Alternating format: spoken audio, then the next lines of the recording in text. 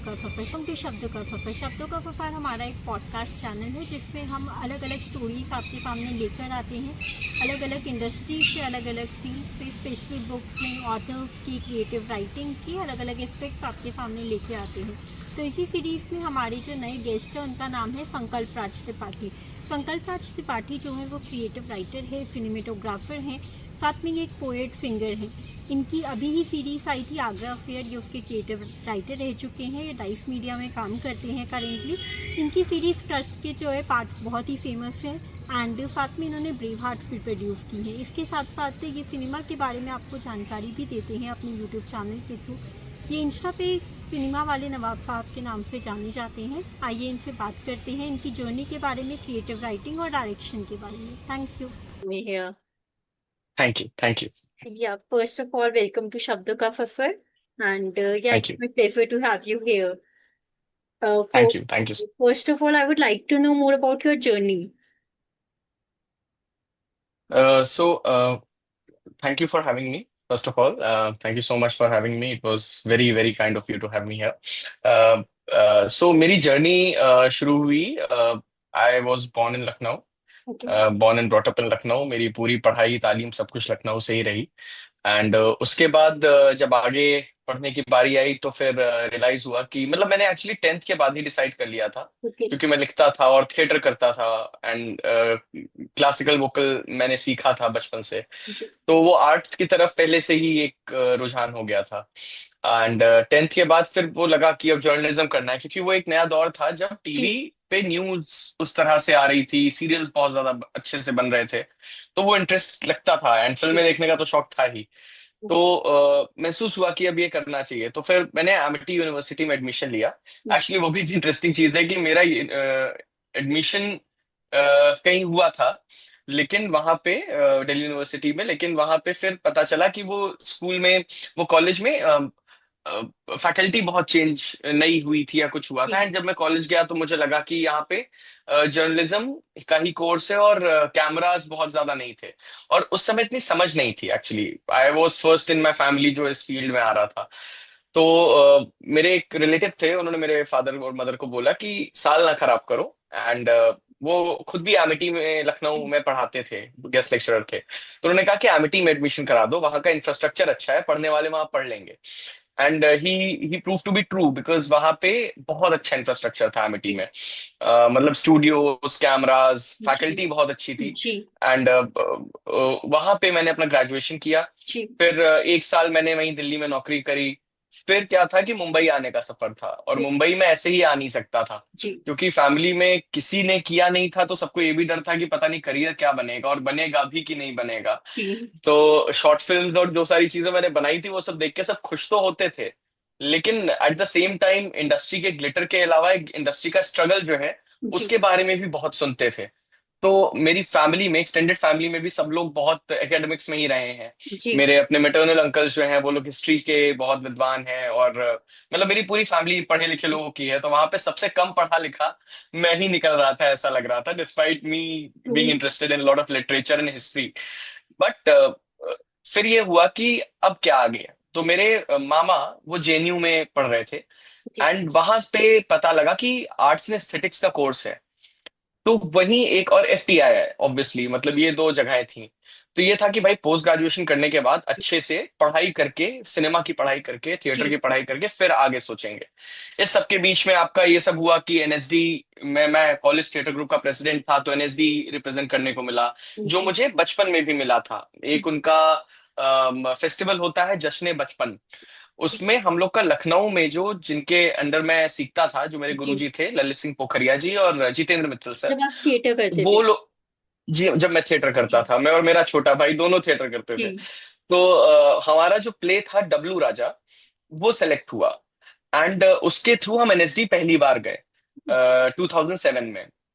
और उसके बाद ही, मतलब जो मैंने कहा ना कि टेंथ के बाद लग गया था, तो 2007 में मैं टेंथ में था. एंड उसके बाद मैंने डिसाइड कर लिया कि अब यही करना है. जी. फिर जब आर्ट्स एस्थेटिक्स और जामिया और एफटी आया, तो एक्चुअली जामिया का किसी और जगह से क्लैश कर रहा था, तो मैंने चूज किया उसका देना. और मैंने जामिया का एग्जाम स्किप किया उस साल, क्योंकि एक ही अटेम्प्ट था मेरे पास. तो कहीं पे भी मेरा एडमिशन नहीं हुआ.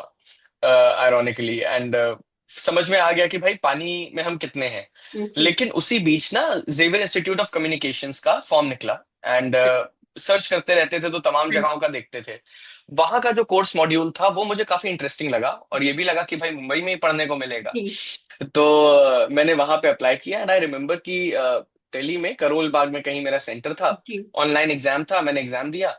और एक मेरी बचपन से प्रॉब्लम रही है स्कूल से, कि मैं दूसरों को पढ़ा देता था जी। अगर मुझे कोई सब्जेक्ट आता था, जी। लेकिन मेरे खुद के नंबर उस सब्जेक्ट में कभी नहीं आते थे। जी।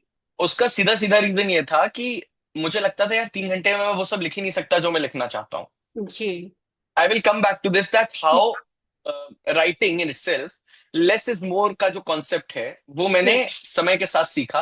कि जी। उस समय मुझे लगता 3 घंटे में मैं कैसे लिखूं, तो मैं जहां 5 सवाल होते थे वहां 3 ही जी। आंसर करता था, और उसके बाद जी। मुझे लगता था कि यार बाकी 2 जल्दी जल्दी कर देता हूँ। उसमें होता जी। क्या था कि बाकी 2 के भी मुझे जवाब पता होते थे, जी। लेकिन उनको मैं आधा अधूरा लिखता था हाँ जी। जल्दी में।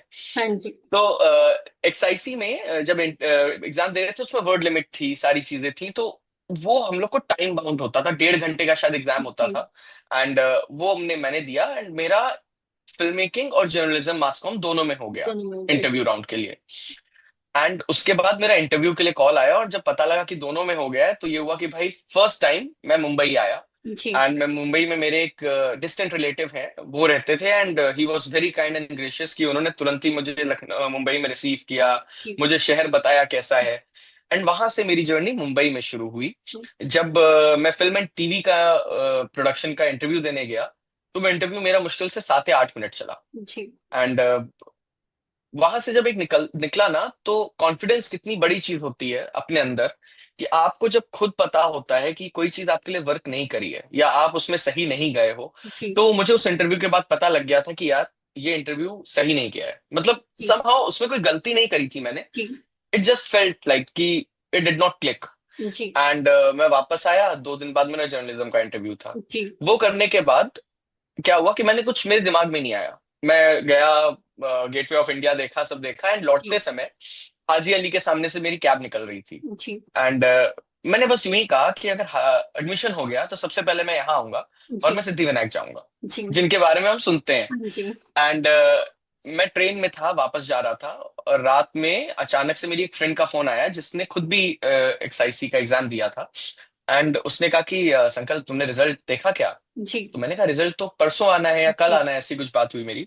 तो बोली नहीं, रिजल्ट आ गया है, और तुम्हारा हो गया है। जी। और मैं, मुझे याद है मैं अपर बर्थ पे बैठा हुआ था, और जी। मैं कूद गया उससे। जी। और सीधा बर्थ पे जब सबसे नीचे जी। मैं आया, तो मेरे अगल बगल वाले जो पैसेंजर्स थे वो एकदम वो जी। हो गया। फिर मैंने अपनी मदर को फोन किया, मेरी जी। मदर एकदम जाके भगवान के सामने एकदम दंडवत हो जी। गई, सारी चीजें। Because everybody knew how passionate I always was, तो एंड कितना मैं आपका चाहता था मुंबई जर्नलिज्म में आना। हुआ या फिर आपका फिल्म मेकिंग में हुआ? जर्नलिज्म में हुआ मेरा, जर्नलिज्म जर्नलिज्म में। मास कॉम में। जी। जी जी। एंड पर ये हो गया कि मैं मुंबई आऊंगा। जी। और तब तक ना क्या था कि हम लोग को उस समय ये यूट्यूब या पॉडकास्ट इतने होते जी। नहीं थे, जी। या इंटरव्यूज भी बहुत रेयरली हमें दिखते जी। थे। तब तक हमें ये पता लगा था कि अनुराग कश्यप कैसे फिल्म मेकर बने हैं, जी। इम्तियाज अली मुंबई में कहाँ पढ़ते थे, कैसे फिल्म मेकर वो बने। जी। सबकी जर्नीज हम सुनने लगे थे। हाँ जी। तो मुझे लगा कि यार जर्नलिज्म में हो गया है। मैं एमिटी में भी फिल्म बनाता था, एवरीबडी जी। Knew about my passion towards film making, and it started off as a journalist only. जी। क्योंकि मैंने अपने शुरुआती दिनों में मैंने जर्नलिज्म ही किया। जी। मैंने करीब 2.5 साल कॉलेज करते करते इंटर्नशिप्स और पैशन, जी। क्योंकि जर्नलिज्म में भी अलग मजा रहा जी। कि लोगों से मिलने का, लोगों की जर्नीज जानने का। जी। और थोड़ा सा मेरे अंदर भी, हर किसी के अंदर शायद उस एज में होता है कि जी। They are rebellious, they want to know more, they are curious. तो यस। वो करते करते मेरे अंदर भी था। जी। बट वो धीरे धीरे gradually it shifted, and that is how I came to Mumbai. Okay. And 2013 जून 3 को मैं मुंबई आया। जी। जून 6 से मेरा यही लगभग टाइम था, जून जी। 6 से मेरा क्लास शुरू होना था। जी। एंड आई रिमेम्बर कि मेरे पेरेंट्स जो एमिटी जब गए थे ओरिएंटेशन के लिए, जी। तो वो चकाचौंध में डूबे हुए थे, because it was such a lavish campus. Campus and क्या? वहां पे डोमिनोज भी था, जी। और कैफे कॉफी डे भी था। जी। तो it look like more like a 5 star जी। Hotel to them. या। लेकिन जब वो एक्सआईसी आए, तो उनको वो फील हुआ जो शायद वो एक कॉलेज में देखना चाहते थे। नथिंग अगेंस्ट एमिटी, उन्होंने, या उनको पता है कि उसने मेरा फॉर्मेशन किया, लेकिन उनको ये लगा कि यार अब तुम उस जगह आ गए हो जहां से तुम्हें बनना है। जी एंड उनकी वो खुशी और combined with the passion that I had for for films and writing, तो वहां से वो जर्नी शुरू हुई और आज तक जी चल रही है वो जी इस तरह से। जी बढ़िया। बाकी जो आपका कॉलेज में एक्सपीरियंस रहा उसने आपको कैसे हेल्प किया फिल्म मेकिंग में, राइटिंग में, डायरेक्शन में? तो वंदना, एक्चुअली ना कॉलेज लाइफ, और मैं अपने सारे सिबलिंग से ही बोलता हूँ, जो भी मेरे से नया मिलता है, जिसको भी मैं उनसे बोलता हूँ कि यार मेरा थोड़ा सा उल्टा रहा है कॉलेज का। लोग ग्रेजुएशन में ज्यादा पढ़ाई करते हैं, जी पोस्ट ग्रेजुएशन में वो ग्रेजुएशन में मस्ती करते हैं, पोस्ट ग्रेजुएट होते जी होते पढ़ाई करने लगते हैं। जी एमिटी जाने का एक्सपेंस इतना ज्यादा था मॉनेटरीली भी। जी और मुझे पता है कि उस समय मेरे पेरेंट्स ने पता नहीं कहाँ कहाँ से लोन लिया, क्योंकि जी सिग्नेचर तो मुझे भी करना पड़ता हाँ था जी स्टूडेंट लोन पे। तो वो सारी चीजें देखने के बाद वो दबाव और सारी चीजें इतनी थी, और वो स्टेक इतना बड़ा था कि जी despite not being able to afford a college of that जी स्टेचर, दे चोज कि बेटा अगर करना चाहता है तो उसको सपोर्ट करो। जी सो उस मामले में मेरी फैमिली हमेशा बहुत सपोर्टिव रही। बल्कि मेरे छोटे भाई के साथ भी, जो अब एक्टर है, उसके साथ भी they have been extremely supportive. जी हुआ क्या कि जब मैं ग्रेजुएशन में था तो मैंने बहुत मेहनत करी। आई जी वॉज वेरी अटेंटिव, एंड वहाँ का जो आपकी एक जेंट्री होती है, वहाँ के जो लोग थे, दोस्त थे, मैं नया नया लखनऊ से दिल्ली गया था, नई नई जी दुनिया देख रहा था, तो दिल्ली के लोग ज्यादा इवॉल्व ऑलरेडी थे। तो वो जी मेरे लिए कल्चरल शॉक था। जी लेकिन जब तक मैं मुंबई पहुंचा, मैं उस कल्चर का हिस्सा बन चुका था। जी मुझे पता था कि कल्चर्स क्या होते हैं, ग्रोइंग अप क्या होता है, अच्छा फैशन सेंस क्या होता है। जी अ, एक स्मॉल टाउन से बिगर टाउन की जर्नी में ऑलरेडी एक ट्रांजिशन कर जी चुका था। जी तो जब मैं मुंबई आया तो मैंने बहुत मस्ती की। जी जितनी मस्ती की 11 महीने के कोर्स में, उतनी ही ज्यादा हम लोगों ने मेहनत भी की, क्योंकि एक्सआईसी में क्या है, जी जेवियर्स में, कि वहां पे एग्जाम्स नहीं होते, जी वहां पे लगातार असाइनमेंट्स होते हैं। जी एंड मतलब उस लड़कपन में और उस जवानी के जोश में हम जितना भी मजे कर सकते हैं जिंदगी के, वो भी हमने किए। जी और पूरी पूरी रात जग के, तीन तीन चार चार रात शायद सोई नहीं। जी हम लोग फिल्में भी एडिट कर रहे हैं, डॉक्यूमेंट्रीज। मेरा एक फ्रेंड है, मेरा बेस्ट फ्रेंड है, वो डॉक्यूमेंट्रीज एडिट करता है, ऋषभ बनाता था, मैं एडिट करता था। जी फिर हम लोग के अपनी चटिया होती थी, अपने जी हम लोग के दोस्त, मेरा एक ग्रुप जी था। तो ये सारी चीजें, मतलब वो जो पढ़ाई में हम लोगों ने सीखा, मुझे लगता है पढ़ाई में सीखने में मजा तभी है जब आपकी जिंदगी में आप मजा ले रहे हो। जी अगर आप सिर्फ और सिर्फ पढ़ाई पे फोकस कर रहे हो, खासकर ऐसे फील्ड में, क्रिएटिव फील्ड में। तो भाई, क्रिएटिव फील्ड में, तो इसका मतलब आप जाके ना बाय द बुक कितने दिन चलोगे? आपको जी प्रैक्टिकल रियलिटी समझ में आएगी जब आप किसी सेट पे जाओगे और आपके अराउंड 250 लोग होंगे, जी और वो 250 के 250 लोग वहां पे जानते हैं कि उनको क्या, उनका स्टेक पे है। जी because it is a very expensive medium. या हमारी ईमानदारी मीडियम से ज्यादा, इसके साथ साथ हमारे उस पैसे पे भी होती है, जी जिसको हमें बहुत किफायत से खर्च करना है। जी और एक एक पैसा उसकी जरूरत पे लगना चाहिए। और जी जरूरत क्या है कि जो जनता को स्क्रीन पे दिख रहा है, वो अच्छा लग रहा है कि नहीं, चाहे वो कहानी हो, चाहे वो जिस तरह से दिखाया जा रहा हो वो। जी तो वो प्रैक्टिकल नॉलेज तो आपको सेट पे ही जी मिलेगी। लेकिन जो आप सीख रहे हो थ्योरेटिकली, जी उसमें हमें बहुत अच्छे प्रोफेसर्स मिले। मतलब एक्सआईसी हैज अमेजिंग प्रोफेसर्स। जी वो हमको हमेशा एक कैवेट देते थे कि यार जी देखो, मैं यहाँ तुम्हें बता रहा हूँ या बता रही हूँ, लेकिन बाहर जाके ना इसका इम्प्लीमेंटेशन अपने हिसाब से करना पड़ेगा, एंड मनूवर करके करना पड़ेगा। जी एंड वो हम लोग को जो उन्होंने गोल्डन रूल सिखाया, वो शायद आज तक हम अप्लाई कर रहे हैं। जी and thanks to all the teachers that I have studied under, that they have groomed me. जो भी मैं आज कर पा रहा हूँ, it is only because of the gurus that have taught us जी ऑल दीज इयर्स। जी बिकॉज उन्होंने अगर हमको थ्योरीज बताई, तो जी उन्होंने हमको प्रैक्टिकलिटी भी बताई। जी वो फिर चाहे हमारे घर के लोग हों, हमारे माँ बाप में, अपने पेरेंट्स में, अपनी गार्जियंस में हमने गुरुज ढूंढे हों किसी भी रूप में, या फिर हमारे एक्चुअली एकेडमिक गुरुज। जी तो वो ध्यान रखना बहुत जरूरी है। बिकॉज आप, अगर मैं आप आपसे पूछूं, अगर आप साइंस की स्टूडेंट हैं, कि मैं फिजिक्स में थर्मोडायनेमिक्स आपसे जी पूछूं, जी हाँ, और मैं भी साइंस ही मैंने पढ़ा था, जी क्योंकि घर पे भी कह दिया गया था कि भाई सेफ चलो, जी है ना, बिकॉज थोड़ा हम तुम्हारी मान रहे हैं, थोड़ा हम तुम जी हमारी मारो, बार्गेन करके बैकअप चलते हैं। ऑप्शन एक होना तो चाहिए फील्ड में, हाँ, स्पेशली होना चाहिए। मैंने इंजीनियरिंग के भी एग्जाम्स दिए, सारे एग्जाम्स दिए मैंने, कोचिंग भी करी, सब किया था मैंने। जी तो थ्योरी आप एक समय के बाद भूल जाते हो। जी मतलब आज की तारीख में मुझसे भी पलट के पूछे कैलकुलस के बारे में, आई वुडंट नो जी साइन कॉस टैन जी कॉट सेक कॉसेक, या यही याद है, शायद वो भी शायद सही से ना हो। इसके बाद मुझे उसका कोई इम्प्लीमेंटेशन नहीं पता। जी लेकिन अभी मैं जो सेट पे करता हूँ, जो मैं अपने जूनियर्स, अपने सीनियर्स, अपने टेक्नीशियंस, अपने स्पॉट बॉयज, चाय कैसे पिलानी है ना सेट पे, और किस मोहब्बत से पिलानी है, जी वो अगर आपको अपने घर में मेहमान नवाजी में डालना है कि कैसे करना चाहिए, जी आपको अपने सेट पे अपने स्पॉट बॉयज से देखना चाहिए। जी है वो ना? तो connection this buildup is this is करना है व्हाट कि वो भी सेटिस्फाई फील दिस करे या फिर एम्प्लॉय ना फील करे, अलग से ना फील करे। एंड तभी वो आपको दिखेगा भी स्क्रीन पे कि आपके एक्टर्स कैसे परफॉर्म कर रहे हैं, वो पूरा इन्वायरमेंट एक सेट पे होता होगा आपकी जो बिल्डअप। बहुत ह्यूमन फील्ड है हमारी। जी मतलब कैमरा और सारे जो टूल्स हैं, जी आप कोई भी फील्ड ले लीजिए, जी आपकी जितनी भी चीजें हैं उसका ह्यूमनाइजेशन ही तो है एक तरह से। जी कोई ह्यूमन जब मैं आपसे इस समय बात कर रहा हूं, मैं किसी की पे प्रेस करूंगा, अभी मैं क्लिक कर दूं आपके रेड बटन पे, कॉल ड्रॉप हो जाएगा। Yup It would be rude if I yup drop midway. Then when I join back, I'll have to apologize.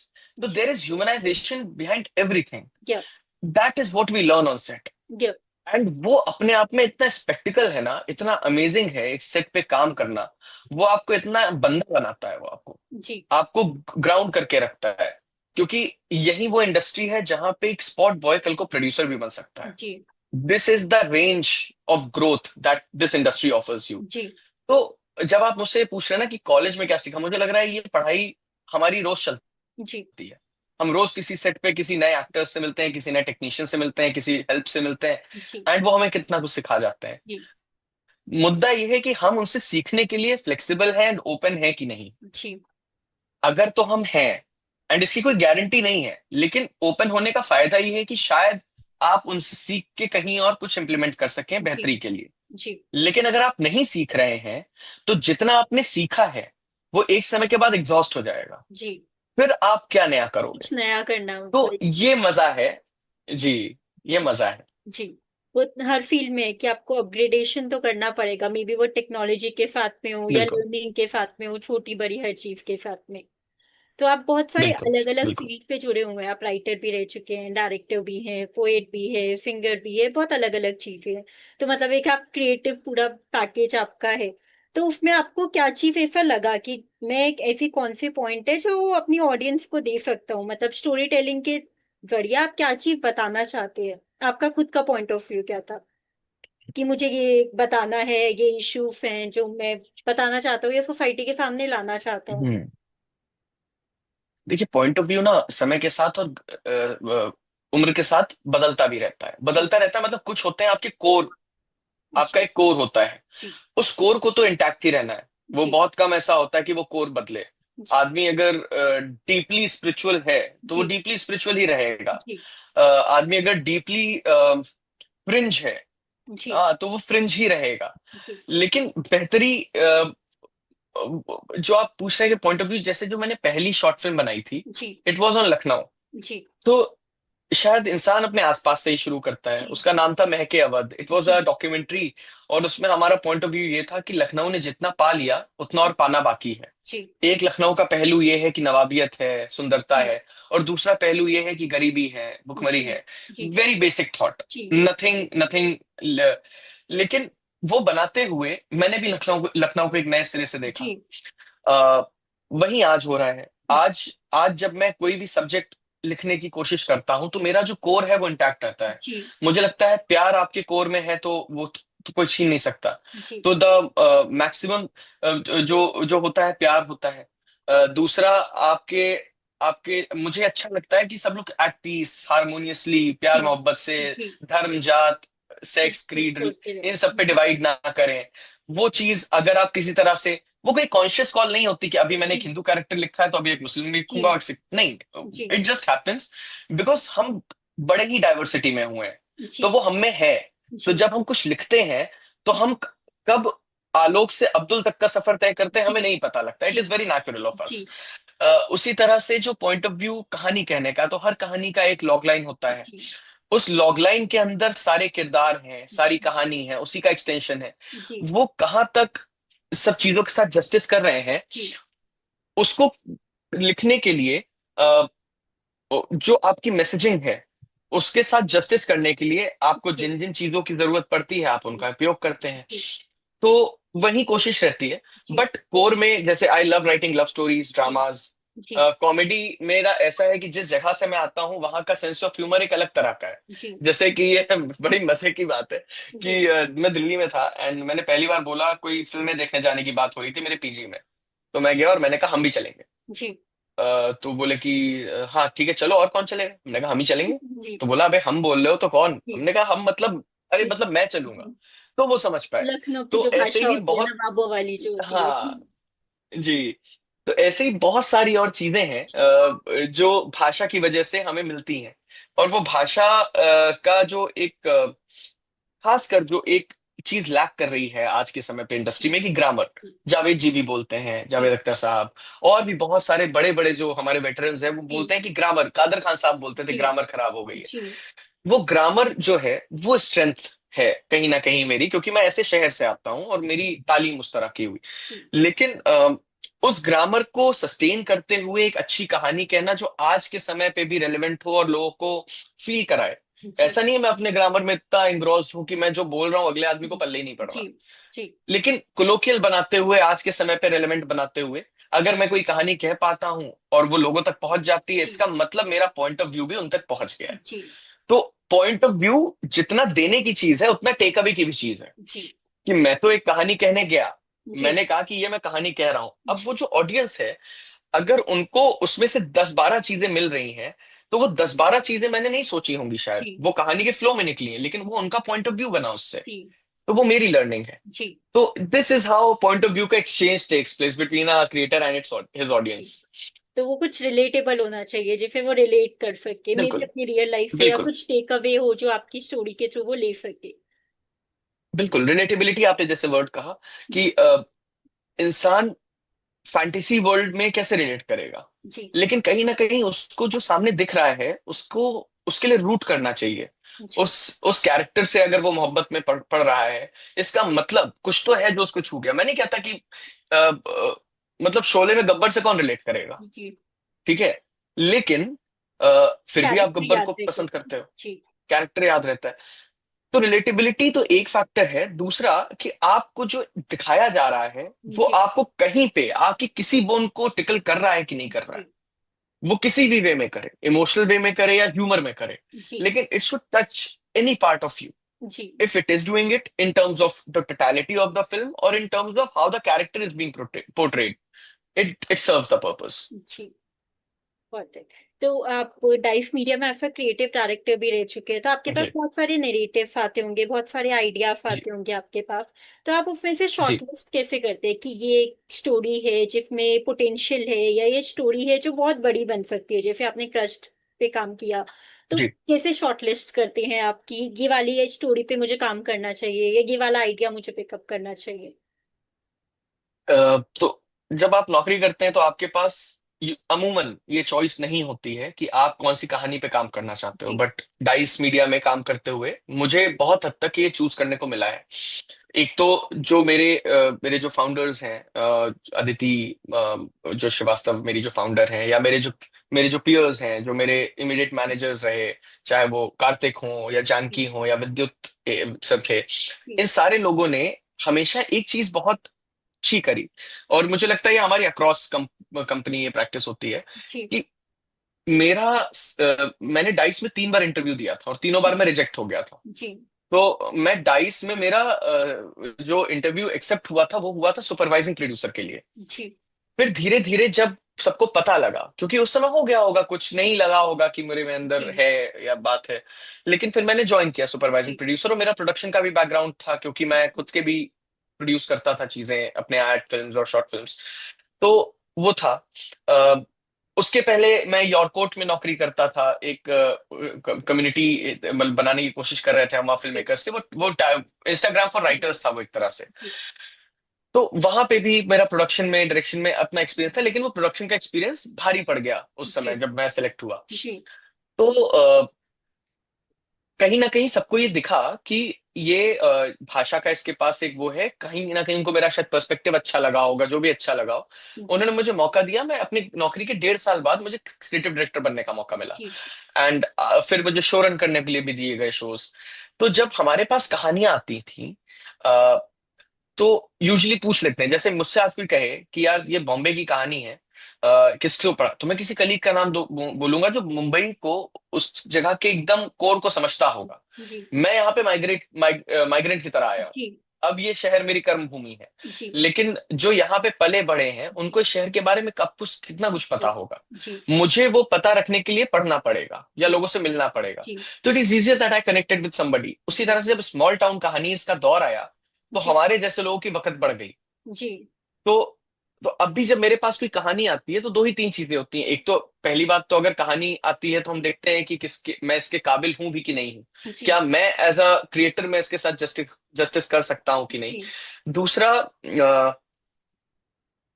Platform की डिमांड्स होती हैं, प्लेटफॉर्म के अपने मतलब दौर होते हैं। जी कि जैसे कभी क्या होता है कि प्लेटफॉर्म भी देख रहा होता है ना, डेटा पे सब कुछ चल रहा है। जी तो जी प्लेटफॉर्म देख रहे हैं कि यार अभी हॉरर कॉमेडी चल रही है, जी तो हॉरर कॉमेडी सारे प्लेटफॉर्म्स शायद मांग रहे हो। जी तो हम देखते हैं कि अच्छा, अभी अगर हम ये किसी प्लेटफॉर्म के पास ले जाएंगे, इस कहानी के अंदर प्रेमाइस, थीम, सारी चीजें प्रॉमिसिंग है, तो जी इस पे काम करते हैं और प्लेटफॉर्म के पास ले आते हैं, क्योंकि जी अभी ये कमीशन हो रहा है। जी हाँ, क्राइम जैसे सदाबहार है, जी क्राइम हमेशा कमीशन होता रहता जी है।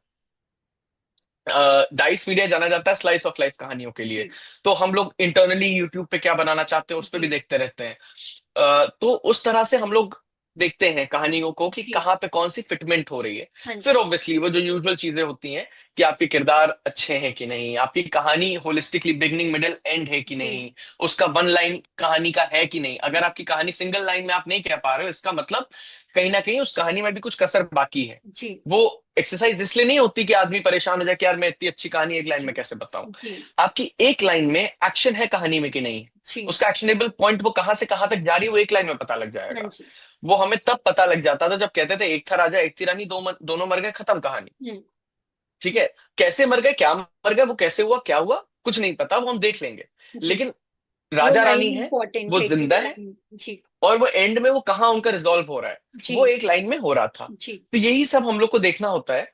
एंड ये सारी चीजें जब बढ़िया से बन जाती हैं, लगती है मेहनत, 3, 3.5, 4, 5, कई बार साल भर की मेहनत लग जाती है। जी एंड उसके बाद फिर हम कहानियों को आप सबके सामने लाने की कोशिश करते जी हैं। तो तो ये मोटा माटी प्रोसेस राइटिंग होता में है। बहुत आपको पेशेंस की जरूरत है कि 3-4 साल लगेंगे कहानी को कंप्लीट होने में, पूरा एडिट होके बनने में, हर चीज डायरेक्शन हाँ, वगैरह हर चीज करने में, तो मतलब काफी। कि कहानियों के बनने से रिलीज होने के पहले भी एक सफर होता है। जी आदमी कहानी बना तो तब पाए जब वो पीछे का सफर तय कर जी पाया हो। जी ठीक है, और पीछे वाले सफर को, जिसको अमूमन लोग स्ट्रगल बोल देते हैं, लेकिन मैं उसको कहूंगा कि वो सफर ही है। जी उस सफर में अगर आपका पेशेंस नहीं टूटा, और अगर आप अपने शहर वापस नहीं चले गए और अपने लाइन चेंज नहीं कर ली, तो ये सफर बहुत आसान लगता है। जी वो ऑब्वियसली आपको एक ये प्रिपेयर सफर कर देता होता है, वो बहुत मुश्किल है। प्रिपरेटरी जर्नी है बेसिकली, कि वो प्रोसेस है वहां हाँ, तक पहुंचने का, वो प्रोसेस प्रोसेस है। इंपॉर्टेंट है, कि प्रोसेस ज्यादा इंपॉर्टेंट है एट द एंड कि आपको क्या अचीव कर रहे हो उससे, आई थिंक।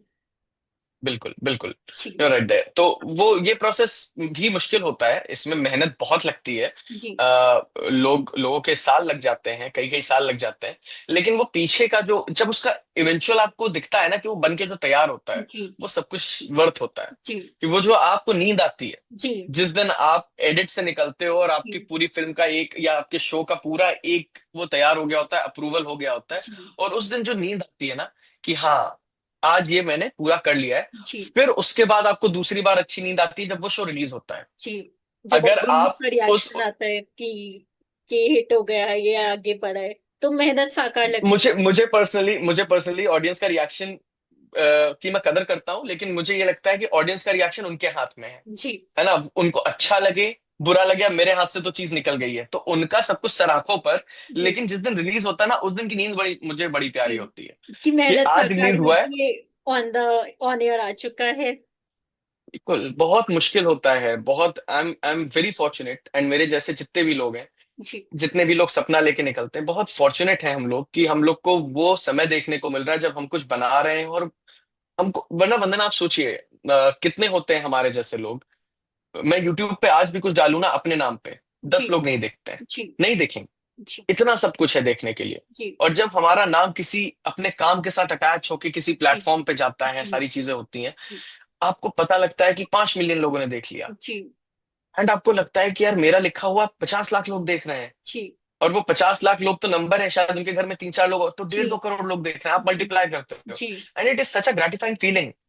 तो वो फीलिंग अपने आप में इतनी ग्रेटिफाइंग होती है कि फिर लगता है कि यार इनको अच्छा लगा बुरा लगा, कल सुबह उठ के देखेंगे, आज तो जी बढ़िया नींद लेते जी हैं। तो वो है जी मजा एक्चुअली आई उसका। Think end of the journey फिर वो लगता होगा कि इतनी मेहनत जो है वो साकार हुई कि हम एक प्लेटफॉर्म पे पहुंच सके, क्योंकि कुछ टाइम पहले तो शायद यही ड्रीम था कि इतनी ऑडियंस तक रीच कर सके, बिल्कुल बिल्कुल। कि at the end of the day absolutely. मेहनत साकार हुई तो वो नींद अच्छी आती होगी। बिल्कुल जी बिल्कुल बिल्कुल बहुत। अभी वो नींद आए मुझे हो गया है साल भर से ऊपर। मेरा लास्ट शो रिलीज हुआ था, साल भर से ऊपर नहीं, 6 महीने से ऊपर, Agra fair, Agra fair. Released in January. जी जनवरी में रिलीज हुआ था, और अभी कुछ जी नया आएगा जल्दी ही सामने। लेकिन जी वो वाली नींद अभी तक नहीं आई, क्योंकि अभी तो कुछ सामान आया नहीं है बाहर जी मार्केट में। तो पर आप जल्दी उस पे कोशिश काम है तो कि कर रहे हैं तो वो आ जाएगा जल्दी। आ जाएगा। It takes its own sweet time, लेकिन थोड़ा मार्केट भी हल्का सा इस समय ट्रांजिशन फेज में जी है, धीरे धीरे हो रही हैं चीजें, तो वो सब है, लेकिन थैंकफुली कुछ जल्दी ही आएगा बाहर काम। बढ़िया। तो अगर हम आपकी इनिशियल डेज की बात करें तो आपका कोई स्पेसिफिक इंसिडेंट जिसने आपको मोटिवेट किया हो? मतलब आपने बताया कि आपने थिएटर किया तो आपका वहां पे स्टोरी टेलिंग का इंटरेस्ट आ गया, but at the end of the day आपने जैसे राइटिंग में जर्नलिस्ट में काम किया, जर्नलिज्म में काम किया, फिर ऐसा राइटिंग या क्रिएटिव डायरेक्शन में ऐसा क्या था कि आपको मतलब क्या चीज इतनी इम्पैक्ट की कि आपने स्टोरी टेलिंग में जाने का सोचा? थोड़ा सा वो पर्सनल भी है, थोड़ा सा। Actually when I was in class 9th I fell in love. तो जी उस समय I used to write for the person who I was जी loving, she is my wife now. जी। तो मैं उनके आपकी लिए लव लिखता स्टोरी था। सक्सेसफुल हो ठीक गई। है। तो मैं जी उनके लिए लिखता था, तो वो लिखते लिखते, दूसरा वो दौर था चेतन भगत की जी कहानियों का। जी तो मेरे ख्याल से बहुत होंगे ऐसे लोग जिन्होंने पहली नॉवेल ही अंग्रेजी में चेतन भगत की पढ़ी होगी। जी एक ये था। तीसरा तो ऑब्वियसली मतलब उसके कई साल पहले थिएटर था। जी थिएटर जब मैं क्लास 6th में था तब मैंने फर्स्ट टाइम, मतलब मैं बचपन से फैंसी ड्रेस और ये सब बहुत मैं करिकुलर्स में जी करता ही था, मेरे पेरेंट्स बहुत ज्यादा कराते थे। जी थर्ड में मैंने एक सिंगिंग सीखनी शुरू की। जी तो वो स्टेज के साथ जो एक स्टेज पे जाने का एक जो चस्का लगता है, वो जी थर्ड क्लास से लगने लगा था। जी 6th में जब मैंने पहला प्ले किया जिसका नाम था डब्लू राजा, और मेरा पहला साल था। जी जो तो आपने एनएसटी में उस सिलेक्ट साल, हुआ था प्ले। जी जी, उस साल मेरे गुरुजी ने मुझे ऐसा रोल दिया जो पहले क्या होता था ना, बच्चे थे हम लोग तो डायलॉग्स गिनते थे। जी मुझे आज भी याद है उस प्ले में मेरे कुछ 67 या 167, अभी आई डोंट रिमेम्बर जी क्लियरली, लेकिन 67 तो था। जी इतने डायलॉग्स थे, जो हाईएस्ट नंबर ऑफ डायलॉग्स थे जी हम मेरा और मेरे को एक्टर के। जी एंड मेरा रोल जो था वो कॉमेडी था। जी तो वो बड़ा बहुत उस पे तालियां बजती थी। जी तो थोड़े समय के लिए मुझे लगा कि यार मैं एक्टर बन जाता हूँ। जी लेकिन एक्टर बनने का क्या था कि जब जब मैंने फिल्में जब मैं देखता था तो मुझे लगता था, मुझे फैसिनेट करता था कि ये लोग जो बनाते हैं, क्योंकि वो सब कंबाइन हो गया जी आर्टिस्ट्री में, मतलब एक एक कंबाइन, लिखने में, जी एक्टिंग करने में, सिंगिंग करने में, तो ये सब कंबाइन होके ना वो ये होना ही था। जी it is said that it was destined to be. जी वो जब मैं कॉलेज आया, एमिटी आया, और जी जब मैंने थिएटर ग्रुप शुरू किया, जी वहां पे जो मैंने डायरेक्ट करना शुरू किया, मैंने पहला अपना प्ले लिखा। जी उसके बारे लोग जी बहुत वो ऊपर आ फेमस हो चुके थे। चुके थे। जी एंड फिर मुझे लगा कि यार अगर फिल्म बना ली तो अपनी फिल्म में कभी कभी एक्टिंग भी कर लूंगा, अपनी फिल्म में गाने भी गा लूंगा। जी so that was the approach, it was childish of me, but yeah, that is how it all started, that I think that was the moment when I decided कि यही करना है। स्टोरी टेलिंग में आपको ज्यादा इंटरेस्ट है as compare to acting, and अगर कोई न्यू बडिंग हाँ राइटर। मतलब अभी अभी अभी मैं ये नहीं कहूंगा कि as compare to acting, it was just एक, वो थोड़ा सा आगे चला गया। जी एक्टिंग एक्टिंग मुझे बहुत अच्छी लगती है, मतलब घर के अंदर भी मैं, my wife Scholz me lot of times कि जब मैं कुछ देख रहा होता हूँ तो मैं कई बार जी ना उस चीज को मिमिक कर रहा होता हूँ, या जी मैं सेम एक्शन कर रहा होता हूँ। जी तो मुझे लगता है कि वो एक डायरेक्टर को अच्छा एक्टर होना चाहिए वैसे भी, जी नॉट दैट कि वो दूसरों को बताए जी कि कैसे एक्टिंग करनी है। जी वो इसलिए क्योंकि वो परख पाए कि सामने वाला जो कर रहा है, मैं फ्रेम में जो देख रहा हूँ, वो बढ़िया लग रहा है कि नहीं, कि वो इमोशन कन्वे हो रहा है कि नहीं। जी तो वो मतलब मैं अपने आप को दिल बहलाने के लिए ख्याल अच्छा है टाइप्स में बात कर लेता हूँ जी अपने आप से, वो वाली। बाकी आपका एनएसटी से भी कनेक्शन रहे तो वहां से एक्टिंग का जुड़ाव ऑटोमेटिकली होगा। हाँ हाँ, मतलब it was a very pride proud moment for me and my parents and everybody around me. NSD बहुत किस्मत से जाने को मिलता है। जी एंड उस उम्र में एनएसडी के दरवाजे के अंदर जाना, वहां जहां से इतने बड़े बड़े स्टॉलवर्ड्स निकले हैं, बहुत बहुत बड़ी बात थी। और अब जब पीछे मुड़ के देखता हूं तो लगता है कि मतलब शायद मैं हम लोग बहुत सब छोटे ही थे। हम जी ग्रुप जो था बच्चों का ही था। समर कैंप होता था, उसके थ्रू गए थे। तो जी मतलब मुझे लगता है ये जिंदगी का बहुत खूबसूरत हादसा है जब हम एनएसडी जा पाए। जी और उसको चेरिश करता हूँ मैं। फिर हम लोग कॉलेज से भी गए। कॉलेज में मैंने वहां पे लाइट रूम में बैठ के लाइट भी ऑपरेट करी है। जी तो वो जो एक हम लोग भूल जाते हैं एक्चुअली अपनी जर्नी में ना, ये सब वो हादसे हैं जो अमूमन लोगों के साथ होते नहीं है। जी ये ये बहुत ही प्राइसलेस एंड प्रेशियस चीजें हैं। जी तो या एनएसडी जाना तो बहुत बड़ी जी। बात थी। बाकी एनएसटी में आई थिंक बाकी वो आपको ओवरऑल शेप कर देता है पर्सनालिटी में, कि वो आपको हर काम सिखाते हैं, आपके लिए कोई काम छोटा बड़ा नहीं होता उसमें। जैसे आपने बोला कि आपने जी। वहाँ पे लाइटिंग भी हैंडल की, आपने वहाँ पे प्लेस भी किए, तो उसने आपकी मैं मतलब वहां पढ़ा नहीं हूँ, जस्ट टू जी क्लैरिफाई, मैं वहां पढ़ा नहीं। जी मैं वहां पे कॉलेज से ही परफॉर्म करने गया। जी अभी वहां पे फेस्टिवल्स जो होते थे। जी जी लेकिन उस दरवाजे के अंदर घुस पाना, जैसे एफटीआई भी मैं नहीं जा पाया। जी लेकिन एफटीआई के अंदर की हवा ही अलग है ना। जी वो वाली बात होती है। आप किसी घर जी में जाएं जहां पे बहुत धार्मिक माहौल है, जी तो वहां पे आपको धार्मिकता महसूस होगी। किसी घर जी में जाएं जहां पे हर समय लोग पढ़ते जी रहते हैं, तो वो आप मैं आपको मतलब बयान करना मुश्किल है कि वो सेंस क्या होता है। आप वानखेड़े स्टेडियम जी जब जाएंगे तो आपको माहौल लगेगा कि ये जी माहौल है। लॉर्ड्स जाएंगे तो जी माहौल लगेगा। जी विंबलडन का माहौल होता जी है। उसी तरह से एनएसडी का, एफटीआई का अपना जी माहौल। जी। तो आपको एक वो शेप कर गया, आपकी पर्सनालिटी को में शेप में एक बहुत अच्छा इन्फ्लुएंस रहा, और एनएसटी का तो नाम ही, आई होप सो या। उसका नाम ही आई होप काफी सो है। कि किया हो। जी। जी जी जी। और मैं पूछना चाहूंगी, अगर कोई स्टार्ट आउट कर रहा है, किसी को शुरू करना है for a writing creative journey अपनी, तो वो कैसे कर सकते हैं? मतलब मे बी स्टोरी टेलिंग में अगर वो जाना चाहते हैं, या राइटर बनना चाहते हैं, जिन्हें नहीं पता, जैसे आपने जब स्टार्ट किया होगा मे बी आपके पास इतने रिसोर्सेस नहीं होंगे कि आपको कोई डायरेक्शन देने वाला हो, जैसे आपने बोला आपकी फैमिली में भी बैकग्राउंड जी। नहीं था वो। तो ऐसे बहुत से ऐसे एस्पायरिंग राइटर्स होंगे जो आगे बढ़ना चाहते होंगे, कि आपको इंस्पायर कर सके आप उन्हें, या कुछ एडवाइस देना चाहें। देखिए मैं भी अभी उस प्रोसेस में ही हूँ, लेकिन जो मैं कुछ चीजें अपने तजुर्बे से बता सकता हूँ। जी एक तो कि पढ़िए बहुत। जी बहुत एक सबसे हम लोग अक्सर बहुत पासिंग रिमार्क बोल देते हैं दर्शक के तौर पे कि अरे हमारे पास ओरिजिनल कहानियां होनी कम हो गई हैं। जी हम ओरिजिनल कहानियां नहीं कह रहे हैं। दो तीन चीजें। एक, आप जहां से हैं पहले उस जगह जी को समझ लीजिए। जी घोट लीजिए उसको अपने अंदर। उस जगह से जुड़े रहना बहुत जरूरी है, क्योंकि वो जगह आपको वो कहानियां देंगी जो किसी ने नहीं देखी होंगी। जी, वो बेस एक ऑफ वो। कर देंगे। जी बिल्कुल। जी दूसरा, आप पढ़िए। बहुत अच्छी अच्छी किताबें हैं राइटिंग के ऊपर। जी रॉबर्ट मैकी की द स्टोरी है, आर्ट ऑफ ड्रामेटिक राइटिंग जी है, सिडफील्ड की स्क्रीन प्ले है। ये सब पढ़िए अगर आपको सिनेमा स्क्रीन प्ले लिखना है। जी स्क्रिप्ट्स पढ़िए, अब तो बहुत रेडिली अवेलेबल हैं ऑनलाइन। जी कि स्क्रिप्ट्स पढ़िए, खूब जी स्क्रिप्ट्स हैं। फिल्में देखिए, वो तो गोज जी विदाउट सेइंग कि जितना। लिटरेचर पढ़िए। जी और हो सके तो नया पुराना जितना भी लिटरेचर आपको मिले। और अगर आप जी पढ़ने के शौकीन, अगर आप लिखने के शौकीन हैं तो जरूरी नहीं कि आप पढ़ने के भी शौकीन हो। जी लेकिन वो आपकी आपकी फॉर्म के एकेडमिक्स का हिस्सा है कि आप पढ़ रहे हैं सारी चीजें। तीसरा ये है कि आप लिखिए। आपके दिमाग में देखिए, हम तय नहीं कर पाते तब तक कि हम कितना आप लिखते रहिए। आपको जो अच्छा लगे आप लिखते रहिए। क्योंकि जब तक लिखेंगे नहीं तब तक जानेंगे कैसे कि आप लिख जी सकते हैं। जी तो लिखिए। और अब तो इतने सारे चीजें होने लगी हैं, वर्कशॉप्स होती हैं, सब होती हैं।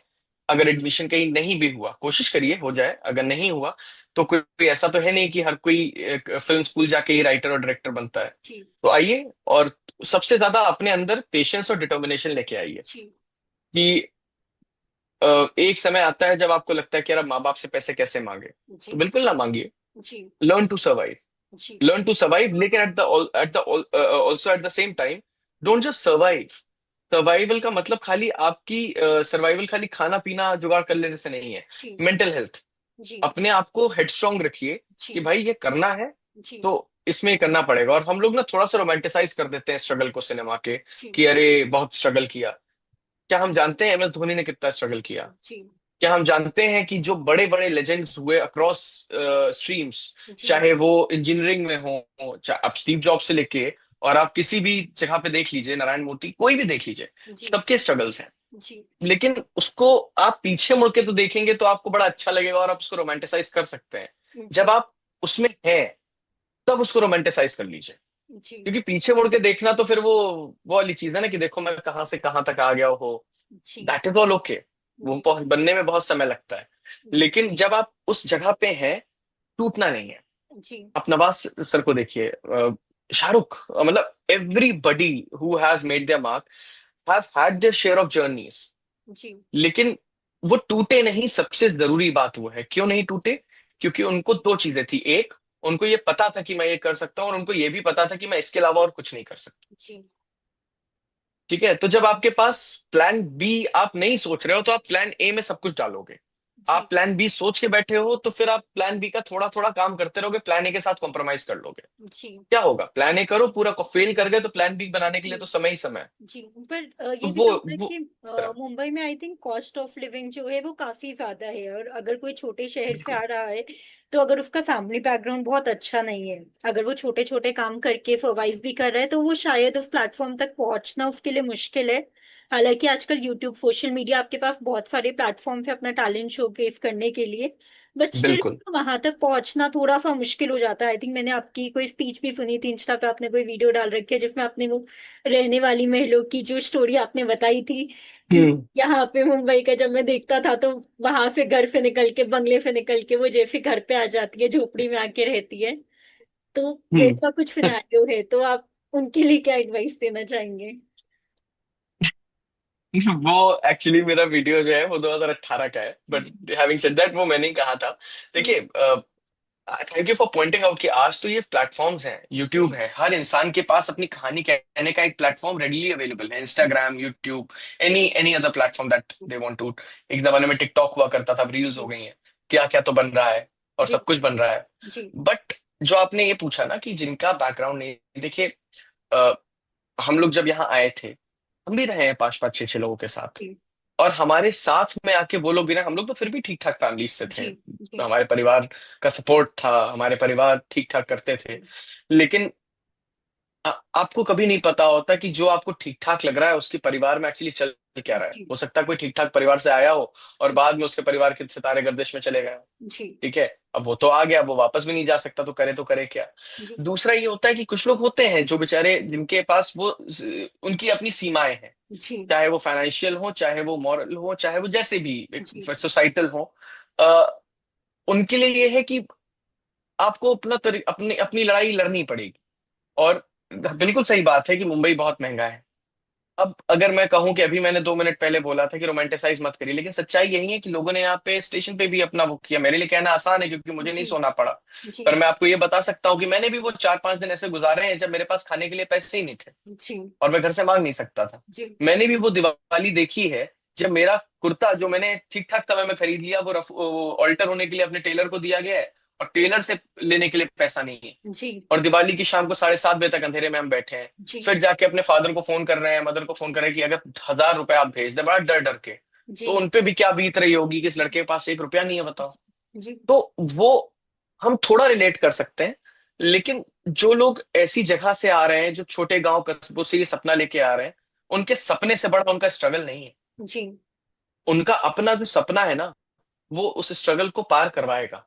जी चलिए, अब ये तो हो गया रोमांटिक लाइन। जी उसका प्रैक्टिकल एस्पेक्ट बताता हूँ। जी प्रैक्टिकल एस्पेक्ट ये है, क्योंकि वो मुंबई में ही होता है, जी कि हमारे साथ ऐसे ऐसे लड़के रहने आए हैं जो किसी दोस्त के दोस्त रहे हैं, और वो हमारे घर पे रह रहे हैं। क्योंकि हमारे घर में हम 4 लोग रह रहे हैं, हमारे घर में किसी एक दोस्त का, किसी का दोस्त था, उसका दोस्त का दोस्त से वो लड़का हमारे घर पे आया, जी बोला 2 दिन रहूं, रहना रहना है, जी और फिर 4 महीने रह के गया। जी और हमने कभी उससे किराया नहीं लिया, कभी उसका मन हुआ तो वो जाके लिया। तो आपको ना लोग जोड़ने पड़ते हैं। जी आप जब शहर में आते हो तो जी आपको हर तरह के लोग मिलते हैं। जी बेहतरीन पल आपका वो होता है जब आपको 4 अच्छे लोग मिल जाएं, जी और वो 4 अच्छे लोग आपके सफर में जुड़ जाते हैं, तो वो आपको, आपका जुगाड़ हो जाता है। जी हमने पहले के भी एग्जाम्पल सुने हैं कि जी किसी के घर जाके किसी ने खाना खा लिया। जी मैंने भी, मुझे याद है कि जब मेरे पास एकदम पैसे नहीं थे, 4 दिन के बाद मेरे एक दोस्त है, सिंगर है, उनका फोन आया कि यार संकल्प, मैं कुछ ऐसा सोच रहा हूँ और मैं आ जाओ घर पे खाना बनाता हूँ। जी मुझे बिल्कुल मन नहीं था उस दिन कुछ काम करने का, क्योंकि जी पैसे है नहीं जेब में, तो काम करने जी का मोटिवेशन कहाँ से आए? जी लेकिन मैंने उनसे बोला कि भाई मैं ऑटो से आ रहा हूँ प्रेम भाई, और आप पैसा दे देंगे? बोले हाँ मैं दे दूंगा। फिर जी उनके घर पे मैंने खाना भी खाया। जी उसके अगले दिन मुझे काम के लिए फोन आ गया। जी तो थोड़ा सा डेस्टिनी का भी पार्ट है। जी हाँ, बहुत अच्छे घरों से लोग आके यहाँ पे रह के वापस चले जाते हैं, जी और बहुत कम रिसोर्सेस से भी निकल के लोग यहाँ पे बहुत बड़ा नाम बना लेते हैं। जी आई थिंक मैं इसका बहुत सीधा सीधा जवाब इसलिए नहीं दे सकता जी क्योंकि हर किसी की जर्नी अपनी होती है। जी पर उनकी जर्नी से बड़ा उनका स्ट्रगल अगर हो गया तो जी शायद वो हार जाएंगे। जी अगर जो उनका सपना है, उनका ड्रीम है, जो वो अचीव करना चाहते हैं, जी अगर कोई राइटर है ना और वो अच्छा लिखता है, हाँ तो जी आज की तारीख में वंदना जी इतने प्लेटफॉर्म्स हैं कि आप जी लिखोगे और आप वायरल हो जाओगे। हम जी इसी इंस्टाग्राम पे देखते हैं कि एक स्विगी के लिए एक मोटरसाइकिल चलाने वाला लड़का भी जी कितना अच्छा सिंगर है। जी now he has become an influencer, जी and we have so many stories like that. तो हम मोहताज नहीं हैं। जी ये टेक्नोलॉजी ने हमको इसके लिए एनेबल किया है, ये प्लेटफॉर्म्स ने जी हमको इतना एनेबल कर दिया है। एंड साथ में ये भी चीज होती है कि जो भी लोग वहां पे स्ट्रगल करने के लिए आते हैं, आजकल बहुत सारे ऐसे केसेस सुनने को मिलते हैं कि वो डिप्रेस्ड हो चुके हैं या लोगों में पेशेंस की कमी हो चुकी है। जैसे आपने खुद बताया कि पेशेंस खाली स्टार्टिंग जर्नी में नहीं काम करता, वो आगे भी काम हम्म। करता है। कि जब आप कोई शो बना रहे हैं तो हो सकता है 3-4 साल उसमें मेहनत लगी, कुछ कुछ ऐसी फिल्म्स भी होती है जो 3-4 साल बन के मेहनत लगी, फिर वो वायरल नहीं हो पाई, ऑन एयर नहीं हो हम्म। पाई। तो उसके लिए काफी पेशेंस चाहिए। और आजकल बहुत कॉमन हो चुका है कि लोग बहुत जल्दी डिप्रेस्ड होने लग चुके हैं या नए फील्ड्स एक्सप्लोर करने लग गए, एक पे टिक के नहीं रह रहे हैं। तो उनके लिए क्या कुछ जी, एडवाइस आप देना चाहेंगे? इसको मैं एक एग्जांपल से बताता हूँ वंदना जी। जी एक डॉक्टर की जिंदगी में सारे ऑपरेशन सक्सेसफुल तो होते नहीं है। जी ठीक है। अ, कई बार उनको ही कहना पड़ता है आई एम सॉरी। जी कई बार ऐसा भी होता है जब वो ऑपरेशन ही गलत चला जाता है, ना जी जानबूझ के नहीं, गलती जी से, अच्छे से अच्छे डॉक्टर से गलती हो हाँ सकती है। जी तो let's not be very harsh on ourselves. जी ये मैं इसलिए आज बोल रहा हूं क्योंकि कहीं ना कहीं ये मैंने अपने साथ कभी किया होगा, और मुझे जी अब लग रहा है कि वो जरूरी नहीं था। जी वो बहुत गैर जरूरी था कि अपने ऊपर, देखिए, एक एक डॉक्टर का एग्जाम्पल है, जो हमारे सेना के लोग होते हैं, जो हमारे जी सोल्जर्स होते हैं, जी वो जितने जितने महीने अपनी फैमिली से दूर, जी उनकी मेंटल हेल्थ कैसी होती होगी? क्या जी उनको अपने परिवार की याद नहीं आती होगी? क्या उनको ये नहीं मन करता होगा यार हम भी जाएं यार, थोड़े दिन घर जी पे बैठे आराम से जी सुकून से जी टीवी पे बात करें, ऐसे जी बात करें? I feel that yes, depression is real. लोग परेशान होते हैं, मुझे भी तकलीफ जी होती है अगर कोई चीज अच्छी ना हो या अच्छे से जी ना चल पाए। लेकिन थोड़ा सा अपने को हमें मजबूत, आई थिंक हम एज एन ऑडियंस भी हम लोग इम्पेशेंट थोड़े से हुए हैं। मैं खुद जी को मानता हूँ, मैं भी जी ऑडियंस ही हूँ। जी पहले हम लोग, यश जी का एक इंटरव्यू था जो उनका लास्ट इंटरव्यू है, यश चोपड़ा जी का, हाँ कि जी वो इतने सालों बाद उन्होंने अपनी आखिरी फिल्म बनाई। खैर वो जी अब नहीं रहे हमारी जी दुनिया में, और may God bless him, may God bless his soul, but what a film maker. And उन्होंने अपने आखिरी इंटरव्यू में शाहरुख से बोला, शाहरुख सर से, कि उन्होंने पूछा कि सर आप फिल्में इतनी कम क्यों बनाते हैं? उन्होंने बोला कि अब लोग सवाल बहुत करने लग गए हैं। जी अच्छी बात है, सवाल करिए, हाँ जी सवाल करिए, बहुत अच्छी बात है, हाँ जी लेकिन अ, आप जा क्यों रहे हैं थिएटर में एंटरटेन होने? जी कोई बात नहीं, अगर लॉजिक नहीं है आपका, इमोशन लॉजिक से बड़ा है, तो आदमी लॉजिक नहीं ढूंढेगा। जी वो सवाल अब इसलिए होने लगे हैं क्योंकि हम ना ही इमोशन दे पा रहे हैं जनता को, और ना ही लॉजिक दे पा रहे हैं जनता जी को। उस समय जब जनता हमसे सवाल करती है कि तुमने हमारा समय या पैसा क्यों बर्बाद किया, तो जी हमारे पास जवाब नहीं होता है। हाँ जी उसके बाद, तो अगर हमें डिप्रेस होने का हक है, क्योंकि वो हमारे अंदर आएगा ही, वो फीलिंग हाँ है, जी हमें इंट्रोस्पेक्ट करने का भी हक है। जी और वो मुझे लगता है कि एज क्रिएटर्स हम बहुत कम कर रहे हैं। जी हम एक्सपेक्ट कर रहे हैं ऑडियंस से कि वो पसंद कर लें हमारा लिखा हुआ या जी बनाया हुआ, जी या हम एक्सपेक्ट एक्सपेक्ट कर रहे हैं क्रिएटर्स से कि हम जो भी बना रहे हैं, देखिए डिफिकल्ट इंडस्ट्री है, हाँ जी हर किसी के लिए मुकम्मल जहां नहीं है, हमेशा हर एक दिन जैसा एक जैसा भी नहीं है। कोई चीज बनते बनते कितनी ऐसी फिल्में होती हैं, हम तो हम्म देखते हैं कितनी फिल्में कितनी रिलीज हो गई। हम्म क्या हम उस बात की गिनती करते हैं कि कितनी फिल्में साल भर में रिलीज नहीं होती हैं? हाँ जी कहाँ है वो डायरेक्टर्स, जी कहाँ है वो राइटर्स? जी आप आज बड़े से बड़े डायरेक्टर राइटर से पूछिए या एक्टर से पूछिए हाँ कि जी आपकी कोई ऐसी फिल्म है जो अनरिलीज्ड हो। जी वो अपनी जिंदगी में चार ऐसी फिल्में बताएंगे जो रिलीज नहीं हुई। क्या जी वो उस फिल्म में कम मेहनत करने गए थे? हाँ जी क्या वो उस फिल्म से कम मोहब्बत करते हाँ होंगे? जी क्या कम हाँ पैशन जी से किया होगा? हाँ नहीं। जी जी तो आई आई अग्री कि दुख होता है, लेकिन उससे उभरना जरूरी है। जी दुनिया, हम एक ऐसी कट थ्रोट कॉम्पिटिटिव दुनिया में रह रहे हैं। The world is not the best place to be in right जी now. It is very difficult for everybody, and हमारी आने वाली जनरेशन के लिए और भी कट थ्रोट होएगी। जी लेकिन हमारे अंदर की भी मैकेनिज्म उस तरह से बदल रही है, क्योंकि जी हम भी इस दुनिया का हिस्सा हैं। जी। आज हम जिससे लिए कह रहे हैं कि अरे यार दुनिया बड़ी कट थ्रोट हो गई हाँ है, जी उसमें किसी उसका हम भी हिस्सा है। जी। हम भी हम किसी वो और की पार्ट हैं। अपॉर्चुनिटी जी के ऊपर बैठे हैं। ठीक जी है। तो we should be grateful for what we have, जी and we should be grateful, and very very gratitude होना चाहिए हमारे अंदर जी कि यार जो मिल रहा है, जितना मिल रहा है, ऑब्वियसली जी संतुष्ट नहीं हो जाना है, जी बेहतर करते जाना है। जी। लेकिन हर बार जब मिल रहा है तो यार इट शुड बी बेहतर है, क्योंकि जब ग्रेटफुल शुरू किया रहिए। था ना तब कुछ भी नहीं था। हाँ जी जब शुरू किया था तो कुछ भी नहीं था। जी आज पांच पांच व्यूअर्स भी हैं, और जी। मेरे घर के बाहर के लोग हैं, तो हाँ वो जी पांच बहुत महान लोग हैं जिन्होंने मुझे जी अपनी जिंदगी के 2 घंटे दे दिए। जी जी। ये तो है, तो ये ग्रेटफुल रहना, आई अप्रोच थिंक रखना वो चाहिए। अप्रोच है कि थोड़ा पॉजिटिव एटीट्यूड होना चाहिए, थोड़ा ग्रेटफुल रहना चाहिए कि स्टार्टिंग की जर्नी से एटलीस्ट कुछ अचीव किया, मे बी फ्यूचर में और अच्छा अचीव करेंगे।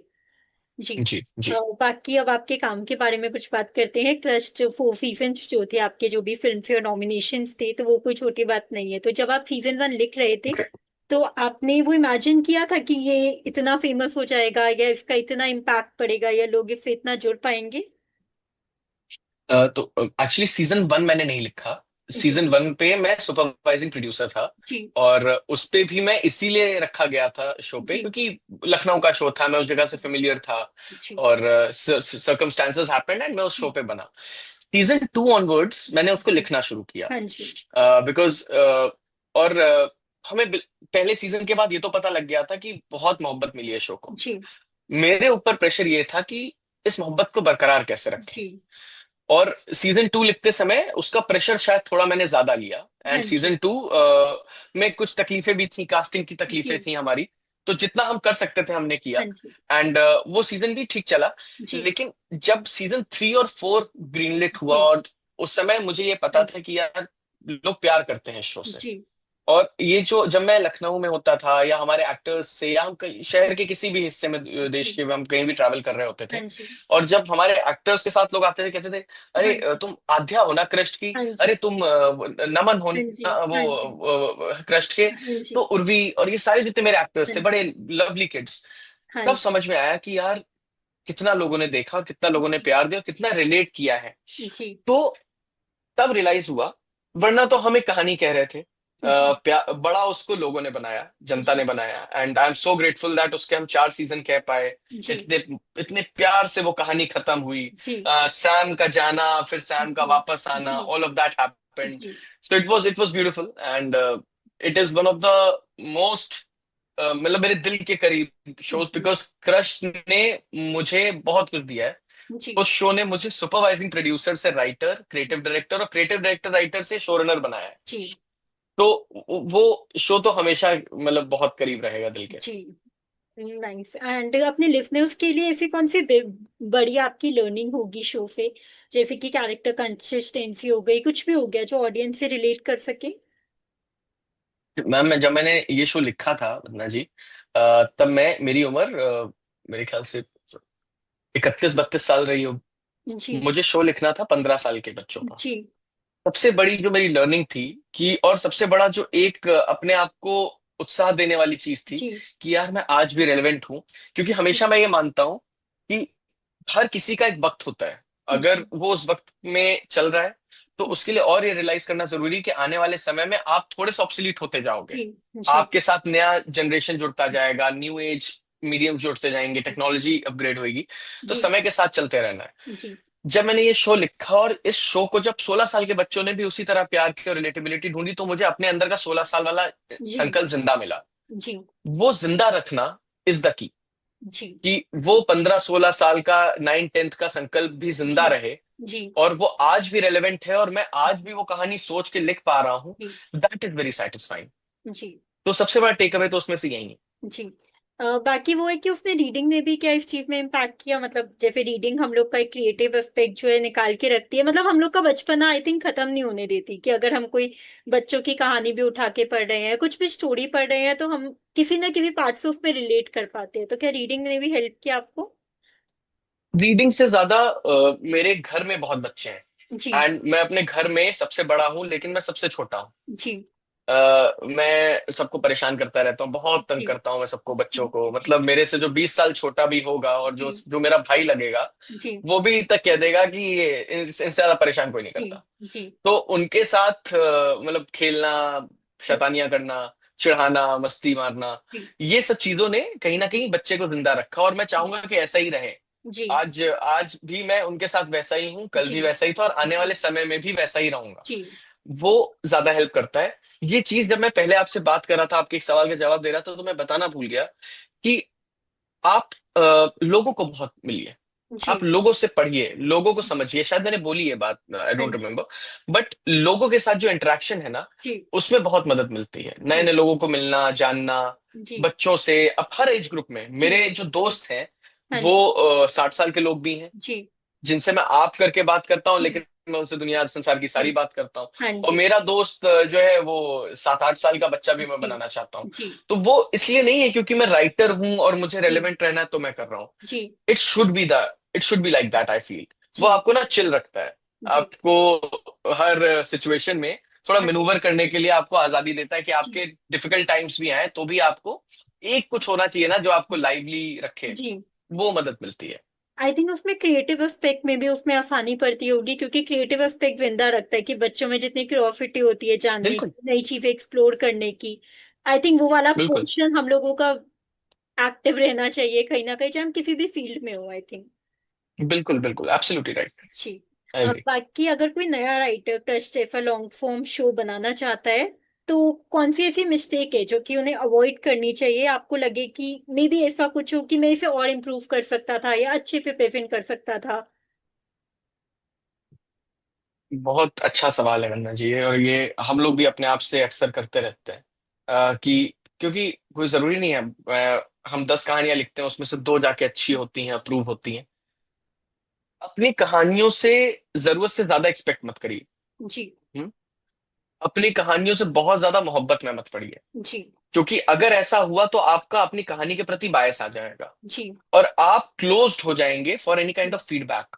जी। ठीक है, ये एक साइड है। इसका फ्लिप साइड मैं बताता हूँ क्यों लोग क्लोज हो जाते हैं, और ये हाँ हर किसी के में नेचुरल है, मेरे अंदर भी है। जी। कि आपने 6 महीने लेके एक कहानी लिखी अकेले आइसोलेशन में। जी। जी। आज आपने एक नरेशन रखा, जी। सामने वाले ने कहानी सुन के आपको 6 चीजें बता दी, अच्छा है बुरा है ये बता दिया और फीडबैक दे दिया। जी। अब आप जी। सोचें कि अरे यार बताओ, 6 महीने से मैं काम कर रहा हूँ इस पे, इन्होंने 60 मिनट में बता दिया मुझे कि इसकी प्रॉब्लम क्या है।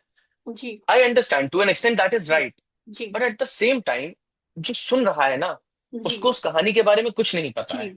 जी। जो कहानी आपने उसको सुनाई है जी। उसी से उसको पता लगा इस दुनिया के बारे में। जी। जैसे ही आपने एक दुनिया उसके सामने खोली वो भी उसमें तैरने लगा, जी।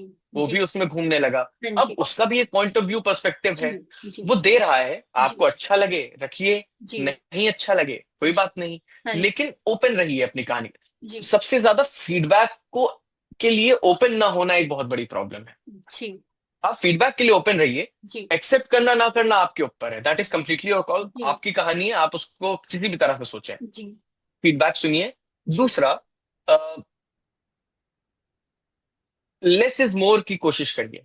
कि जी। अगर आपकी कहानी, आप सोच रहे हो कि यार मैं 15 मिनट की फिल्म बनाना चाहता हूँ, जी। शॉर्ट फिल्म, जी। आपकी कहानी होगी 30 मिनट की, जी। तो आप सोचिए कि आपका पेपर पे अगर 30 पेज लिखे हैं तो 15 मिनट में आप कैसे बनाओगे। जी। तो आपको ना सोचना पड़ेगा कि क्या अपनी कॉपी को एडिट करना, क्रिटिसाइज, क्रिटिकल रहना उसको लेके, जी। वो बहुत जरूरी है। आप जी। जितना अपने काम के प्रति, क्योंकि होता क्या है ना वंदना जी, अमूमन आज मैंने जो चीज बनाई है, फॉर जी। एग्जाम्पल आप क्रस्ट का एग्जाम्पल ले लें। हाँ जी। अगर आज आप मुझसे पूछे कि पीछे मुड़ के मैं उसको कैसे देखता हूँ, मैं जी। हमेशा सोचता हूँ इसमें कसर थी, जी। इसमें बेहतर किया जा सकता जी। था। तो जब आपको एक दिन आगे चल के अपने पीछे के काम को देख के कहना कि यार अगर इसमें ये कर दिया होता ना, जी। तो क्यों नहीं आज आप उसके लिए ओपन जी। हो क्रिटिसिज्म के लिए या खुद से क्रिटिकल होने के लिए। जी। That is okay. कल को जनता को अच्छा लगे ना लगे, जी। लेकिन आप जिस पॉइंट पे उस कहानी को लेके आगे गए हो, उस जी। पॉइंट पे आपका कन्विक्शन होना चाहिए। जी। If you are not convinced, जी। Conviction and arrogance are two different thing. जी। एरोगेंस होता है कि अरे मैंने तो सबसे बढ़िया कहानी लिख दी, अब मुझे पता है ये कहानी चलेगी। हाँ जी। कन्विक्शन इज कि यार मुझे जो मैंने लिखा है वो मुझे अभी अच्छा लग रहा है। जी इससे मैं as an audience, as a creator, मैं खुद बहुत संतुष्ट हूं जी कि ये कहानी बननी चाहिए। जी इसके और इसके बीच में एक लकीर होती है। उस लकीर के आप इधर रहेंगे तो आप ओपन रहेंगे, इस जी लकीर के आप उस तरफ जाएंगे तो कोई जी जरूरी नहीं है, हो सकता है आप एरोगेंट होके भी बहुत जी। अच्छी फिल्म बना लें, हाँ जी। लेकिन उससे आप लॉन्ग रन में आपका फायदा नहीं सर्वाइव होगा। करना, इंट्रोस्पेक्ट करना जरूरी है आई थिंक, कि अपने आप को भी, फीडबैक को भी, एंड उसके बाद वो आपका टेक अवे होना चाहिए कि आप उसे लेना चाहते हैं या नहीं लेना चाहते, क्योंकि आपने लिखी है तो आपको बेटर पता है कि मैं कैसे कैरेक्टर्स को शोकेस करना चाहता हूँ, क्या चीज और इम्प्लीमेंट करूंगा तो लोग ज्यादा रिलेट कर पाएंगे। जी जी। और ज्यादा से ज्यादा लोगों को सुनाएं। जो जी नए राइटर्स जो गलती करते हैं वो ये करते हैं कि वो बहुत जल्दी अपनी कहानी को पूरा कर देते हैं। जी। आप करिए, मैं समझता हूँ कि हाँ आपकी कहानी, आपके दिमाग में थॉट्स हैं एकदम उछलने के लिए, जी उफान मार रहे हैं, एकदम गदर जी मचा रहे हैं। जी लेकिन थोड़ा ठहर के अपने आप को देख से क्वेश्चन करिए कि is this the best version of what I can write. जी क्योंकि ये मैंने अपने साथ होते देखा है कि दो दो फेज होते हैं। एक होता है जब मैं कुछ भेजता हूँ और मैं सामने वाले से बोलता हूँ कि हाँ जी पढ़ लीजिए, मैंने भेज हाँ दिया जी है। हाँ जी और एक होता है कि हाँ पढ़ लीजिए, भेज दिया हाँ मैंने। जी हाँ जी इसमें ना कन्विक्शन की कमी होती है, मुझे जी पता है कि इस पे कुछ ना कुछ आएगा। जी मुझे ही हंसी नहीं आ रही अपने लिखे हुए जी डायलॉग पे कॉमेडी, तो सामने वाले को कैसे आएगी? हाँ मुझे ही जी रोना नहीं आ रहा तो सामने वाले को कैसे हाँ आएगा? जी हाँ तो जी वो फर्क आपको पता लग जाएगा, आप अपने आप से ईमानदार हैं तो आपको पता लग जाएगा। जी। मतलब पर थोड़ा सेल्फ बिलीफ होना भी जरूरी है कि अपने काम में, आई थिंक अपने आप को जब ट्रस्ट होगा तभी बिल्कुल सामने वाला ट्रस्ट कर पाएगा। बिल्कुल बिल्कुल। बाकी अब बात करते हैं आपके लेटेस्ट वेंचर के बारे में, आगरा फेयर की। तो जब आप इस प्रोजेक्ट पे काम जी कर रहे थे तो आपका बिगेस्ट क्रिएटिव चैलेंज क्या था? मतलब इस पर्टिकुलर स्टोरी को लेके, उसकी लाइफ को लेके, आपने रोमांस और एम्बिशन के थीम्स को भी एक्सप्लोर किया है, तो उसके चैलेंजेस क्या क्या थे? जी तो उसको आप अपने चैलेंजेस को कैसे ब्रेक डाउन करना चाहेंगे? जी। सो आगरा फेयर एक मैच्योर लव स्टोरी है। जी इसमें चैलेंज ये था कि ये लव स्टोरी जो है, ये ऐसी कहानी आप तमाम बार देख चुके हैं। जी ठीक है, एक लड़का है एक लड़की है, दोनों के बीच में कुछ प्यार होता है, लड़का प्रोसीड्स करता है जी एंड लड़की मना कर देती है। जी तो ये हमने तमाम बार जी देखी है। जी कहानी को अलग तरह से कैसे कहना है वो एक जी। चैलेंज था। हाँ जी क्योंकि मुझे ये पता था इस कहानी को कुछ अलग दिया जा सकता है। जी इस कहानी में एक सुर है जो हमने जी पकड़ा हुआ है, पर वो सुर हमने पकड़ा हुआ है, जी हम गाएं और वो बेसुरा ना हो जाए, जी। है ना, उसके लिए मेहनत लगेगी। ऑडियंस को कैसे तो वो एक पकड़? चैलेंज था। जी ऑडियंस को कैसे, ऑडियंस भी कैसे सेम पेज पे आए, जी जी। सेम इमोशन से रिलेट करे। हाँ जी एक वो था। दूसरा, एक पारिवारिक कहानी थी ये, जी जिसके अंदर एक फैमिली, दो फैमिलीज हैं, डिस्टिंक्टिव फैमिलीज हैं, जी इनके बारे में बात हो रही थी। जी किरदार का जो करने का की कोशिश थी, जो आपने थोड़ी जी देर पहले पूछा भी था, कि हम किस तरह से अपने कैरेक्टर्स को तो आप देखें कि इस शो के अंदर हमारी जो फीमेल प्रोटैगनिस्ट है उनको हमने जी टूरिस्ट गाइड बनाया है। जी how many tourist guides do we see when we are travelling across the जी कंट्री? जी वेरी रेयरली। जी it's a very unlikely profession for females in the means country. या हो डेटिंग। सकता है लोग चूज नहीं करते हैं या उनको जी अलाउ नहीं किया जाता हो, जो जी भी हो। पर एक फीमेल गाइड देखना अपने आप में फैसिनेटिंग है। जी एक अंडरडॉग की कहानी, लड़का अंडरडॉग लड़की जी अंडरडॉग दोनों, जी वो फैसिनेटिंग है। दूसरा था कास्टिंग चैलेंज, जी कि कैसे, क्योंकि इसमें जिनको हमने कास्ट किया, जी आकाश दहिया और हर्षिता जी गौड़, जी ऑब्वियसली प्लेटफॉर्म के अपने जी। मैंडेट्स भी होते हैं, उनको हाँ लोगों जी तक भी पहुंचना होता है। तो उनको चाहिए होता है कि यार चेहरा ऐसा हो जिसके नाम पे शो हम खोल सकें ऑडियंस के जी सामने। जी तो वो भी एक जरूरत होती है। लेकिन आकाश दहिया के कैरेक्टर के लिए हमने क्यों आकाश को जैसे चुना, तो वो एक अलग कहानी है। हमने पूरी कास्टिंग की प्रोसेस, फिर जी सबसे मुश्किल काम होता है प्रोड्यूस करना उसको। क्योंकि जी आपके पास एक बजट है, आपको उस बजट जी में आगरा को बिलीवेबल बताना है। जी। तो कितने दिन हमको आगरा जाके शूट करना है, कितने हाँ दिन जी यहाँ करना है, फिर भी कैसे वो जहाँ जी जहाँ अभी शूट कर रहे हैं जी वो भी आगरा दिखे। जी और आगरा तो खैर आगरा दिखेगा ही। जी। तो वो सब स्ट्रगल्स थे, हाँ स्ट्रगल्स एज इन लर्निंग्स थी, और चैलेंजेस थे। जी पर वो चैलेंजेस आई थिंक कि अच्छे ही हमने जी करे पार, क्योंकि एक बेहतर शो निकल के आ जी पाया और जी। लोगों को बहुत अच्छा लगा। हाँ तो इस जी बात का बहुत खुशी है हम लोग को। हाँ जी। तो बढ़िया था। बाकी आपका जो मतलब टोटल ओवरऑल एक्सपीरियंस आपका अच्छा रहा, जब ऑडियंस को पसंद आया तो वो आपकी एक तरीके से जी सक्सेसफुल रहा, कि जितनी भी आपको मेहनत लगी, चैलेंजेस लगे, आपने फेस किया, वो at the end of the day worth it था। बिल्कुल बिल्कुल। आगरा अफेयर, क्योंकि वो हमारी उम्र की भी कहानी है, एक रिलेटेबिलिटी भी आ जाती है। बहुत मेहनत से बहुत प्यार से सोची थी ये जी कहानी, एंड वो अच्छी लगी लोगों को तो बहुत। पहले तो मैं सोया, जिस दिन जी रिलीज हुआ उस दिन मैं जी आराम से सोया। जी और हम अब क्या है कि और मैक्स वगैरह पे पता लग जी जाता है, तो 2 हफ्ते तक लगातार और मैक्स पे था। मेरे नर्व्स तब काम डाउन हुए जब मुझे पता, क्योंकि कुछ शोज होते हैं आप जिससे कोई उम्मीद नहीं रख रहा होता है कि अच्छा करेगा, जी क्योंकि उसमें कोई बड़ा एक्टर, कोई बड़ा इन्फ्लुएंसर, कोई बड़ा ऐसा नाम नहीं है। जी। हाँ अच्छे मतलब बहुत ही, हाँ नथिंग जी अगेंस्ट आवर एक्टर्स, हाँ बड़े जी अमेजिंग एक्टर्स हैं हमारे, हाँ और सब जी अच्छा, हर्षिता तो बहुत बड़ा नाम है। हाँ जी लेकिन ऐसी पैकेजिंग में हम देखें कि ऐसा नहीं था कि आकाश दहिया का पहला शो था ये हाँ जी एज अ लीड। हाँ उससे जी पहले वो बहुत काम कर चुके, लोग उनके चेहरे को जानते हैं।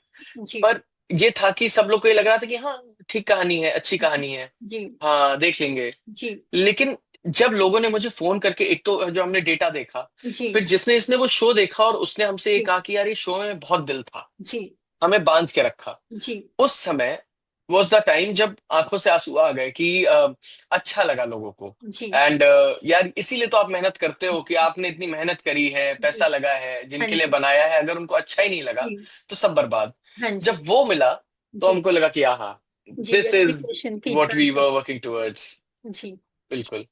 बाकी what of your core emotional insight या फिर ह्यूमन ट्रुथ जो आप कन्वे करना चाहते थे आगरा अफेयर के थ्रू? तो मतलब क्या मैसेज या क्या फीलिंग्स आप कन्वे करना चाहते थे व्यूअर्स जो एक्सपीरियंस करे, जैसे आपने खुद बताया कि ये स्टोरी बहुत थी, वो स्टोरी पहले भी शो हो चुकी है, तो ऐसे कौन सी जी। फीलिंग्स थी या ऐसे कौन से एक्सप्रेशंस थे? जैसे आपने एक चैलेंज बताया कि आपने फीमेल टूरिस्ट गाइड को लिया जो पहले नहीं देखने को मिला, तो उसके अलावा कोई ऐसी फीलिंग पर्टिकुलरली जो आप रिलेट करवाना चाहते हो कि ऑडियंस को? हम एक पारिवारिक शो सोच रहे थे, एक बाप का एक बेटे से रिश्ता, जी जो हमने कहानी की शुरुआत में ही जी बताया है। जी एक बेटी का अपने बाप से रिश्ता। जी हमने वो और माँ की अपनी, जैसे उसमें जो बेटी की माँ है, जो श्रेया की, जो श्रेया नाम है, क्या नाम, तन्वी। जी तन्वी की जो मदर है, वो एक सिंगर है, जी वो रेस्टोरेंट्स में गाने गाती हैं। जी उनके जो फादर हैं उनकी अपनी एक बैक स्टोरी है। तो जी हमारा ये शो पूरा पूरा किरदारों का एक दूसरे के साथ जी इंटरपर्सनल रिलेशनशिप की। हमारा कोशिश यही थी कि जो भी परिवार इस कहानी को देखे, वो ये सोचे कि यार ये हमने भी ऐसा परिवार देखा है, या हम ऐसा परिवार हैं। जी। हमारा हमारे बेटी के साथ, अपने बेटे के साथ, ऐसा अपने रिलेशनशिप है। इस तरह का एक रिश्ता है। जी ठीक है, एक कन्वर्जेशन कि जी आज की तारीख में फैमिलीज में बातचीत जिस तरह से होती है, घर जी में झगड़े हो रहे हैं लेकिन उसमें भी प्यार है। तो जी एक वैसा ही एक बहुत सिंपल सा एक स्लाइस ऑफ लाइफ शो था, जी जो लोगों को रिलेट, दिल को जी छुआ। जी अब इसको मैं कैसे मैसेजिंग में तब्दील कर सकता हूँ मुझे नहीं पता, जी लेकिन अगर दिल को छुआ तो कहीं ना कहीं उन परिवारों को रिलेटेड। परिवार की कहानी का मैसेज कन्वे जी हो गया। जी। बाकी ब्रेव हार्ट्स पे आपने काम किया है तो वो बहुत एक यूनिक जी। और एक थीमेटिक शो है, तो जब आप ऐसी सेंसिटिव या फिर इम्पैक्टफुल चीजों पे काम करते हैं तो आपका क्या प्रोसेस रहता है रिसर्च करने पे, कि क्योंकि वो ऑथेंटिक होना चाहिए, मतलब स्टोरी टेलिंग का कैसे आप रिसर्च करते हैं उस पे, या कैसे इंश्योर करते हैं कि ऑडियंस को वो कहानी जो है वो जेन्युइन लगे या वो? तो ब्रेव हार्ट्स देखिए। हाँ जी, आप कुछ कह रहे हैं? नहीं। हाँ, तो ब्रेव हार्ट्स जो है वो ऐसी कहानी थी, मतलब ऐसा एंथोलॉजी है। जी अ, एक तो जितना आर्गुमेंटेटिव देश में हम इसमें जी हैं, और जिस जी समय मतलब इतना पोलराइज्ड है, जी एक किसी पार्टी का वो है, जी किसी, तो जी वहां पे अगर कोई एक तरह की बात रखता है तो कोई ना कोई उसको गाली देने आ जाता है। जी तो जाहिर सी बात है कि जब मैं फेसबुक पे लिखता था तो मुझे भी जी कई गालियां पड़ी, जी देशद्रोही भी बोल दिया गया। जी तो एक मेरा सेंटिमेंटल वैल्यू वहां अटैच था, that this show is my answer to everybody जी जिन्होंने मुझे देशद्रोही बोला है। जी क्योंकि मुझे कितना प्यार है अपने देश से, मैं क्यों बताऊं जी भाई, मतलब जताऊं क्यों, जस्टिफाई मैं करने की किस जरूरत किसको नहीं। जी साबित क्यों करूं। जी my work is enough to जी एक्सप्लेन दैट। दूसरा, जब ये कहानी आई तो मुझे लगा कि यार ये वो है समय जब मैं एक्चुअली बता सकता हूँ, मतलब अपने काम जी के थ्रू, कि कितनी कितनी प्यारी कहानियां, वो कहानियां जी क्या थी, वो कहानियां उन सैनिकों के परिवारों के बारे में थी। हम जी हमेशा बॉर्डर पे अपने अपने सोल्जर्स के लाइफ्स को तो हम देखते ही रहे हैं, तमाम जी पिक्चरें बनी हैं जी और बहुत अच्छी बनी जी हैं, और बहुत जरूरी भी है वो दिखाना। जी बट एक परिवार जिनके घर से उनका इकलौता बच्चा सेना में भर्ती हो जाता है, जी और कहना आसान होता है कि पूरा देश उनके साथ खड़ा है, जी ये एक सिंबॉलिक स्टेटमेंट है, जी ऑब्वियसली खड़े हैं, जी लेकिन जिनके परिवार का, जिनका जी खून फ्लेश एंड ब्लड वहां जी पे निकल के इस देश की सेवा में निकलता जी है, उसके लिए उनके घर वाले रोज कितने फिक्रमंद होते जी होंगे, जी है ना? तो और अगर उनको कहीं ना कहीं खुदा ना खास्ता वो शहीद हो जाए, जी मतलब जी उनके घर में तो बेटा चला गया ना, या बेटी हाँ चली जी गई, तो देश के लिए वो शहादत है, पर जी उनके लिए वो जो सेंस ऑफ लॉस है, फिर जी उनके उसके बाद उसका असर उनके ऊपर, तो वो जी बहुत प्यारी कहानियां थी। मेरे जी साथ और राइटर्स थे जिन्होंने जी बहुत बेहतरीन कहानियां लिखी। एक कहानी उसमें मेरी थी, वीरा, जो बाकी सब कहानियों पे मेरा हाँ कंट्रीब्यूशन था, जी पर ये वीरा हाँ जो थी जी वो मेरी ही हाँ जी लिखी हुई कहानी थी। हाँ जी तो वो जो था, उसके प्रोसेस में देखिए हमारे पास जनरल आई.एस. सिन्हा के तौर पे एक एक्सपर्ट थे। जी he has been general in the Indian army for, and he is a जी रिटायर्ड जनरल, बट हाँ जी वो पीस कीपिंग फोर्सेस में थे। फिर उनकी हेल्थ थी, तो ऑथेंटिसिटी तो हमको वहां से मिल रही थी। जी फिर जो हमारे और राइटर्स थे वो सारे आर्मी बैकग्राउंड से थे, जी all the writers that were part of the team. मैं एक लौता था जिसका आर्मी के साथ संबंध डायरेक्टली कभी नहीं रहा। जी मेरे नाना अपने जमाने में, मैंने जी सुना है कि जब 62 का इंडो चीन चीन वॉर हुआ था, जी तो ही हैड एनरोल्ड, जी जब टेरिटोरियल आर्मी की बात आ जी रही थी, हाँ जी ऐसा कुछ हुआ था। बट हम लोग सरहद वाले देश देश प्रेमी नहीं हाँ साबित हो जी पाए थे हाँ कभी। जी मेरे फादर इन लॉ जो हैं, जो थे, जी लेट फादर इन लॉ, वो आर्मी में सर्व किया था उन्होंने एज अ जी डॉक्टर, जी and he was a major in army. तो उनसे मुझे बहुत किस्से सुनने मिले थे, और मेरी शादी के जस्ट पहले हमने ये सीरीज शूट की थी, और जी शादी के जस्ट बाद ये रिलीज हुई। जी तो उससे पहले जो भी मेरी उनसे बातचीत होती थी, उसमें वो मुझे जो चीजें बताते थे, तो I am very proud of the fact that जी he was part of the जी इंडियन आर्मी। जी वो जो एक पूरा प्रोसेस था, उसमें मेरे अपने करने से ज्यादा मैंने अब्जॉर्ब किया जी है। वीरा जैसी जो कहानी थी, मैं मानता हूं कि बाकी कहानियों के लिए मुझे लोग चाहिए थे जिनका आर्मी से बैकग्राउंड हो, जी पर वीरा अगर आप कहानी देखें, वो एक ऐसी बच्चे की कहानी है जिसने अपने पिता को कभी देखा ही नहीं, जी है ना? और उसका इस बात पे गुस्सा है कि हर 15 अगस्त 26 जनवरी आर्मी डे पे चले आते हैं सब लोग इंटरव्यू करने, और जी मुझसे पूछ रहे हैं कि आप अपने पिताजी को कैसे याद करते हो। जी मैं क्या बताऊं मैं कैसे याद करती जी हूँ? ठीक है। हाँ जी कोई साल भर तो पूछता नहीं, महीने में, साल में 2 बार आ जाते हैं हाँ जी कहने। तो उसका एक अपना एंग्स्ट है। जी वो कहानी मेरे लिए बड़ी, मैं उस वो मेरे से ही निकल सकती थी, क्योंकि मैं उस फैमिली से हूं नहीं। हाँ जी मैंने एक फैमिली देखी नहीं जहां पे मैंने आर्मी में किसी को हाँ खोया जी हो, या मेरा आर्मी में कोई इसने सर्व किया हो। हाँ जी तो वहां से मेरा जो जुड़ाव बना, तो जी आज आज तक मैं, मतलब मैं अपनी जिंदगी की सबसे बड़ी अभी तक की, the biggest take away and the my favourite show that I have done is Brave Hearts, जी because that show is all heart, all soul. And उस पर फिर खैर शक्ति सर आए, जी सुचित्रा मैम, के रैना सर, जी अनूप सोनी सर, जी इतने अच्छे अच्छे एक्टर्स के साथ मुझे काम करने को मिला जी कि, मतलब वो एक अपने आप में एक बेहतरीन, हाँ जी वो 15 17 18 दिन है मेरे जी शूटिंग के, और उसके पहले और उसके बाद के भी, जी very close to my heart. जी बढ़िया। तो आपकी मतलब ओवरऑल जो जर्नी थी उसमें आपको बहुत एक्सपीरियंस मिला, और ब्रेव हार्ट्स तो ऑब्वियसली आपके क्लोज से ही है, और वीरा की स्टोरी बिल्कुल। एक्चुअली रिलेटेबल थी बहुत लोगों की। तो मैं जी। अब आपके साथ एक रैपिड फायर राउंड करना चाहूंगी। तो अगर आपको अपने ओके। क्रिएटिव सफर को एक शब्द में डिस्क्राइब करना हो तो आप कैसे करेंगे? सॉरी। अगर आपको अपनी सॉरी, जितना आई भी कुडंट हियर। क्रिएटिव जर्नी है उसको अगर आपको एक वर्ड में डिस्क्राइब करना हो तो what would be that word? Surreal. जी सरियल, सरियल। परियल। जी ऐसा क्यों? Sometime it feels like it's too good to be true. कई बार लगता है कि वही जो बात मैंने कही, कि जहां से निकले थे और जहां तक हाँ जी पहुंचे हैं और जहां तक पहुंचना है, जी uh, वो अपने आप में सपना ही होता है। जी हम रोज जी रहे हैं उस सपने को, तो जी इट्स सरियल, बहुत सुंदर है। जी। और एक बुक या फिल्म या पीस या आर्ट ऑफ पीस जिसने भी आपको स्टोरी टेलिंग जर्नी में सबसे ज्यादा इम्पैक्ट किया हो तो वो कौन सी बुक होगी? मे बी कोई फिल्म या कुछ भी आर्ट वर्क एनीथिंग। मैंने सत्यजीत रे का सिनेमा करके एक किताब है, जी वो सबसे पहली किताब मैंने पढ़ी जी थी। उस किताब का एक मेरे पे बहुत ज्यादा असर है। हाँ दूसरा, जी गुनाहों का देवता जी मैंने जब सुना पढ़ी, तो मुझे। उसका मेरे ऊपर भयंकर असर, जी धर्मवीर भारती हाँ जी की जी किताब है। हाँ जी और दीवार में एक खिड़की रहती जी। रहती थी, वो विनोद कुमार शुक्ल जी की है। हाँ ये जी। 3 किताबें ऐसी हैं। बाकी तो और बहुत सारी तमाम किताबें हैं जी। ऑब्वियसली। सबसे पहले मैंने 5 पॉइंट समन ही पढ़ी थी, जी। तो उसका भी कहीं ना कहीं असर होगा ही। जी। अ, जो फिल्म है जिसका असर है मुझ पे, देखिए बड़ा मुश्किल है ये कहना, लेकिन जी। कल ही मैं ऐसे ही हम लोग तुम्हारी सुलू देख रहे थे, जी। और मुझे अचानक से याद आया कि वो इतनी अच्छी फिल्म लगी थी मुझे कि जी। मैं उस फिल्म की, मतलब इतनी अच्छी फिल्म थी, वो आपको रुलाती नहीं है जी। लेकिन आप रो देते हो। जी। अ, तो ऐसी बहुत सारी फिल्में हैं, चक दे जी। है, मतलब आप पुरानी फिल्मों में ले लीजिए, मदर इंडिया जी। से लेके नया जी। दौर, गरम हवा, जी। दीवार, जी।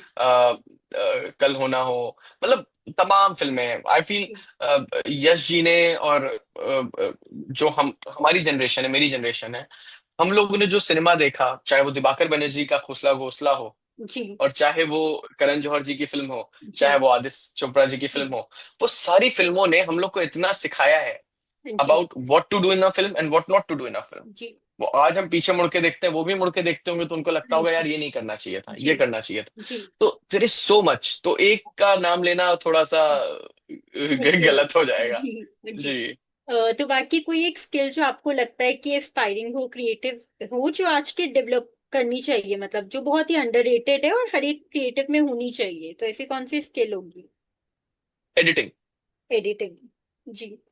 हर किसी को एडिटिंग आनी चाहिए, मतलब जो भी डायरेक्टर बनना चाहता है या सिनेमा बनाना चाहता है, जी। उनको एडिटिंग आनी चाहिए। जी।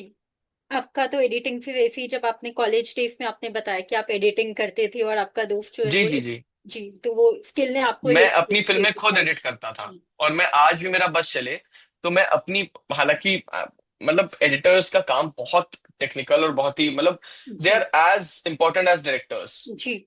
तो आप कैमरा सिनेमाटोग्राफर बनना मुश्किल है, क्योंकि वो सिर्फ और सिर्फ आंखों, वो बहुत जी। विजनरी काम है। जी। वो मतलब कैमरा से आप जी। को भी सेम चीज दिख रही है, अगले को भी सेम चीज हाँ दिख रही है, जी। लेकिन उसकी कैप्चरिंग अलग है। जी। एडिटिंग में क्या है कि एडिटिंग में आपका जो विजन होता है ना, उसको आपको कंसाइज और इलेबोरेट जी। कैसे रखना है वो आप डिसाइड जी। करते हो। तो एडिटिंग बहुत इंपॉर्टेंट है, जी। वरना बेहतरीन से बेहतरीन फिल्म औंधे मुंह गिर सकती है। हाँ जी। जी। बाकी आपका वाई फैक्टर कौन सा है जो आपको इंस्पायर करता है कि हर सुबह आपको चीजें इंस्पायर करती हैं कि आपको जो है क्रिएट करनी है या स्टोरीज बतानी है? There are 3 4 people. जी। थोड़ा शर होता है सुन के लोगों को, लेकिन सबसे पहला तो शाहरुख है। जी। शाहरुख सर हैं, क्योंकि जितने बेहतरीन वो एक्टर हैं उतने जी। ही बेहतरीन इंसान हैं, जी। उनकी हम कितने इंटरव्यू सुनते हैं। जी। ऑब्वियसली उसी क्रम में आमिर सर आते हैं, सलमान सर आते हैं, सारे लोग जितने भी जी। बेहतरीन, जिन्होंने अपनी जर्नी को 30 35 40 साल सस्टेन किया है, चाहे जी। वो अजय देवगन, अक्षय कुमार, कोई भी जी। हो। जी। There are few more people.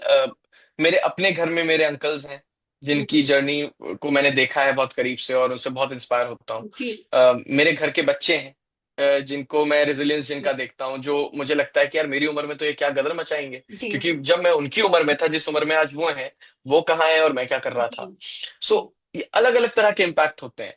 पर ऑब्वियसली एक इंसान जिसका, 2 लोग जिनकी वजह से मुझे लगता है कि मुझे लाइफ में बहुत वो जी। होता है, एक गांधी जी और जी। दूसरे नेहरू। जी। अ, अगर किसी को एक किताब पढ़नी है जिंदगी में, जी। जिंदगी समझने के लिए, या अपने किसी सिनेमा वाले को भी पढ़नी है, जी। जिसको 2 किताबें, अगर हाँ किसी जी। को भी, जिनको किसी भी जिंदगी के फॉर्म में इंटरेस्ट है, स्ट्रीम में इंटरेस्ट है, वो 2 किताबें जरूर पढ़ें। एक माई एक्सपेरिमेंट्स विद ट्रुथ, जी। और एक डिस्कवरी ऑफ इंडिया। जी। ऑब्वियसली मतलब गीता और वेद और रामायण, ये जी। सब तो आप पढ़ें ही पढ़ें, क्योंकि इनमें जिंदगी का सूत्र छुपा है। आप जी। कोई भी जी। किसी भी रिलीजियस जी। स्क्रिप्चर को पढ़ लें, जी। चाहे वो कुरान हो चाहे बाइबल हो, लेकिन जी। ये 2 किताबें जी। आपको आपका देश, समझने में। दुनिया का, आपके देश की तरफ जो पर्सपेक्टिव है, और आपको जैसे दुनिया देखनी है, जी। ये सब कुछ सिखा देंगी। जी।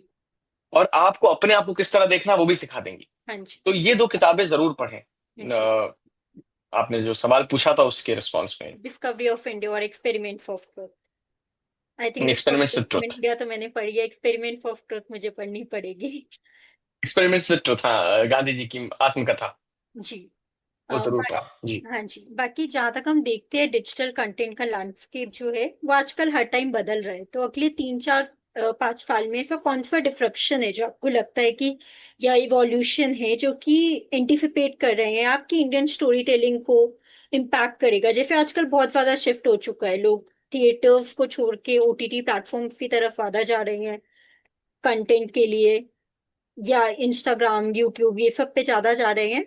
तो ऐसा कौन सा डिस्रप्शन है जो आपको लगता है 3-5 साल में आएगा स्टोरी टेलिंग को लेके? सो मुझे लगता है कि अभी जैसे वर्टिकल फॉर्मेट का दौर आ गया है कि जी लोगों का रिटेंशन टाइम बहुत कम हो गया है जी कहानियों के लिए। जी 1-1 मिनट 5-5 मिनट की कहानी लोग देखना चाह रहे हैं, लेकिन मेरा ये मानना है कि ऐसा हो क्यों रहा है? जी क्योंकि जो हम 30 मिनट की कहानी कह रहे हैं ना, वो लोग उसमें लोगों को मजा नहीं आ रहा है। जी या जो हम 3 घंटे की कहानी कह रहे हैं उसमें लोगों को जी। मजा नहीं आ रहा है। हाँ जी ऐसा नहीं है। या मैं मान लेता कि लोग सिर्फ और सिर्फ अब छोटा फॉर्मेट देखना चाहते हैं जी अगर लोग 6 घंटे वाली सीरीज देख ही ना रहे होते। जी अच्छी बनती है तो लोग देखते हैं। जी जी 3 घंटे की भी पिक्चर देखते जी हैं। जी हम शायद नहीं बना पा रहे हैं, इसलिए लोग कह रहे हैं कि यार 1 मिनट में बता दो क्या कहना जी है। जी हाँ, और 1 मिनट में लोग ज्यादा बेहतर कह रहे हैं जी क्योंकि उसमें ट्विस्ट है, टर्न है, जी इंट्रीग बना के रखते हैं। जी तो मुझे लगता है डिसरप्शन अभी चल रहा है। हम बैक टू नॉर्मल चले जाएंगे। जी प्रॉब्लम सिर्फ ये है कि सिनेमा एक बहुत ही एक्सपेंसिव मीडियम बना दिया जी गया है, सिनेमा गोइंग, जी मूवी गोइंग। जी टिकट प्राइसेस अगर थोड़े से मैनेज हो जाएं, जी और जिस तरह से ऑफर में टिकट बिक रहे हैं उस तरह से ऑफर में ना बिक के जी अगर वो नॉर्मली उसी तरह से प्राइस कर दिया जाए, और थोड़ा तो वो उन लोग को समझना पड़ेगा जो लोग बिजनेसेस चला रहे हैं, दे वुड जी know the better of it, जी the commercial economic side of it. जी लोग जाएंगे। जी आप किसी मतलब आप खुशी के लिए किसी आप खुशी देने के लिए किसी से 500 रुपए थोड़ी ना लोगे। जी इतनी महंगी मत करो खुशी। जी जी और वो क्यों करनी पड़ती है? जी क्योंकि आपका बजट भी बहुत ऊपर चला गया। तो आई थिंक डिसरप्शन ये आएगा कि आपके बजट्स, और ये मुझे लगता है जी होना चाहिए, आई डोंट नो इफ जी ये होगा कि नहीं, लेकिन बजट सिग्निफिकेंटली अगर थोड़े से नीचे जाए, जी आप कहानियों में ज्यादा इन्वेस्ट करें, जी राइटर्स में इन्वेस्ट करें। जी जो आपके अबव द लाइन बजट्स हैं, जो एक्टर बजट्स हैं, या जो जी उनका जो उनकी पूरी एक साथ में परेड आती है, जी उसके ऊपर जो खर्चा है वो थोड़ा सीमित हो। जी आप ज्यादा अच्छी फिल्में करें। जी आपको जब एक बार वापस से आप नॉर्मलाइज कर लेना, तब आप वो वापस चार्ज करें। जी क्योंकि अभी एक्टर्स की जिम्मेदारी ये बढ़ गई है। क्यों एक शाहरुख सलमान और आमिर के ऊपर ही जिम्मेदारी रहती है कि वही जी एक हिट फिल्म दे, जी है ना? आज से कई साल पहले मुझे याद है कि हम अपनी फैमिली के 15 लोगों के साथ फिल्म देखने जाते थे और हम 2,500 में निपट जाते थे। जी हाँ, आज हम 4 लोग जाते हैं और 5,000 में निपट के जी आते हैं। जी तो कोई लोग परेशान भी होते हैं जी ना, लोगों के पास 5,000 रुपए हर हफ्ते खर्च करने के लिए नहीं है। जी तो ये उनको भी समझना होगा जो लोग सिनेमा हॉल्स चला रहे हैं। जी पर डिसरप्शन यही है कि हम लोग नॉर्मल पे आ जाएंगे, जी क्योंकि लोगों को एंटरटेनमेंट चाहिए। जी आज वो 1 मिनट में देख रहे हैं, आज आप अगर उनको 4 अच्छी कहानियां दे देंगे, जी वो एंटरटेनमेंट की भूखी जनता है। जी उनके अपने लाइफ के डेली स्ट्रगल्स हैं, डेली जी उनके हर्डल्स हैं, डेली जी हसल्स हैं। जी तो अगर आप उनको अच्छा कंटेंट दोगे, वो अपना, आपको पता है वंदना जी, 40-40 एपिसोड के 40-40 घंटे का कंटेंट लोग जी कंज्यूम कर रहे हैं, क्योंकि जी वो कोरियन और चाइनीज अच्छा कंटेंट है। जी जी तो मैं कैसे मान लूं कि लोगों के पास टाइम नहीं और लोगों का अटेंशन स्पैन कम जी हो गया है? जी आपकी कहानियों का स्पैन कम हो गया है। जी ये हो रहा है, और उसकी जिम्मेदारी मेरे ऊपर भी है और मेरे जैसे तमाम लोगों पे है जो हम लोग जी कहानियां जी लिख रहे हैं। तो जी we need to get better. जी we can not expect the audiences to get better. जी जी बाकी स्टोरी टेलिंग में आजकल जैसे हमने देखा कि लोग जो है मूवीज पे कम जा रहे हैं, मतलब एक फैक्टर तो आपने बता दिया क्योंकि उसकी कॉस्ट ज्यादा है, जितने वो ऑफर्स में प्राइस निकालते हैं उन्हें उतने प्राइस निकालने चाहिए उनके, तो शायद ज्यादा लोग जा पाएंगे। बाकी स्टोरी टेलिंग भी आई थिंक जो पहले की स्टोरी टेलिंग थी उससे ज्यादा लोग रिलेट नहीं कर पा रहे आज की स्टोरी टेलिंग को, इसलिए भी मैंने शायद बोला ना आपसे वही ओटीटी कि वो प्लेटफॉर्म है, वही है। ज्यादा जा रहे हैं। जैसे आई थिंक मैंने लास्ट बिल्कुल सीरीज बिल्कुल। देखी थी एस्पिरेंट्स, तो आई थिंक लोगों से ज्यादा रिलेट कर पा रहे, इनफैक्ट कोई बिग फिल्म की जो मूवी जो थिएटर में लगी है, क्योंकि कहीं ना कहीं वो वही है कि छोटे टाउन से मे बी रिलेटेबल है या जो भी है, या ज्यादा रिलेट कर पा रहे हैं। साथ में ह्यूमरस कंटेंट आई थिंक कम हो चुका है, तो उस पर आपका क्या टेक रहेगा कि पहले लोग मैम, ग्रामर इंडिविजुअल कंटेंट खराब कर? हुआ है। जी ग्रामर खराब हुआ है। लोग, और ग्रामर क्यों खराब है? आप अगर राइटिंग में ही 15 दिन इन्वेस्ट करेंगे और जी फिर आप कहेंगे कि मैं मुगले आजम निकाल के रख दूं, वैसे भी कोई मुगले आजम नहीं लिख सकता। जी ठीक है। और 15 दिन में कोई कैसी कहानी लिख देगा? जी एक कहानी को लिखना अपने आप में बहुत आइसोलेशन का काम है। जी people work for years on a story. जी ऐसा थोड़ी ना है भाई, गिन चुन के आपके पास इतने ही मुद्दे हैं, जी इतने ही रस हैं, जी आप उसी में से कहानी निकालोगे। जी अगर आप 25-25 30-30 दिन में कहानियां कंप्लीट करके शूट पे जाने लगोगे, जी तो आप फिर बिजनेस चला रहे हो।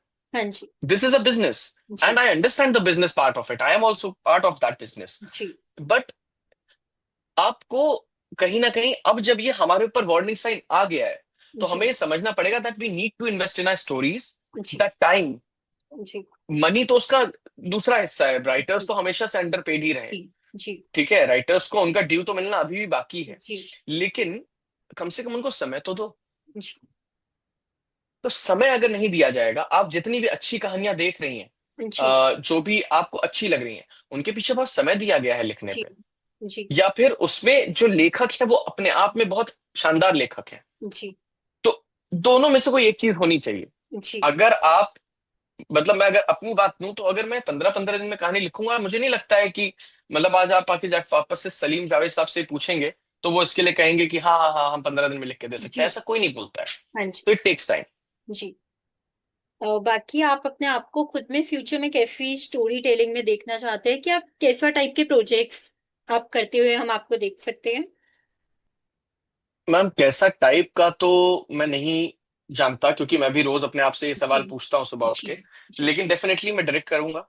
ओ, मैं कुछ कहानियां जिन पे मुझे बिलीफ है, जो मुझे अच्छी लग रही जी हैं, जी अगर मुझे ही नहीं अच्छी लग रही और मैं बना जी दूं और उसके बाद कन्विक्शन ना हो, तो जिन पे जी मुझे कन्विक्शन है वो जी ह्यूमन स्टोरीज हैं, वो जज्बातों की कहानियां हैं, प्यार जी की कहानियां हैं, जी परिवार की कहानियां हैं। मैं जी वही कहना चाहूंगा। थोड़ा सा मैं चाहता हूं कि मैं कुछ, एक मेरा सपना है, एक पॉलिटिकल टेक है मेरा फिल्मों जी में जो मैं जी दिखा करना चाहता हूँ, जी लेकिन I don't know when it will happen.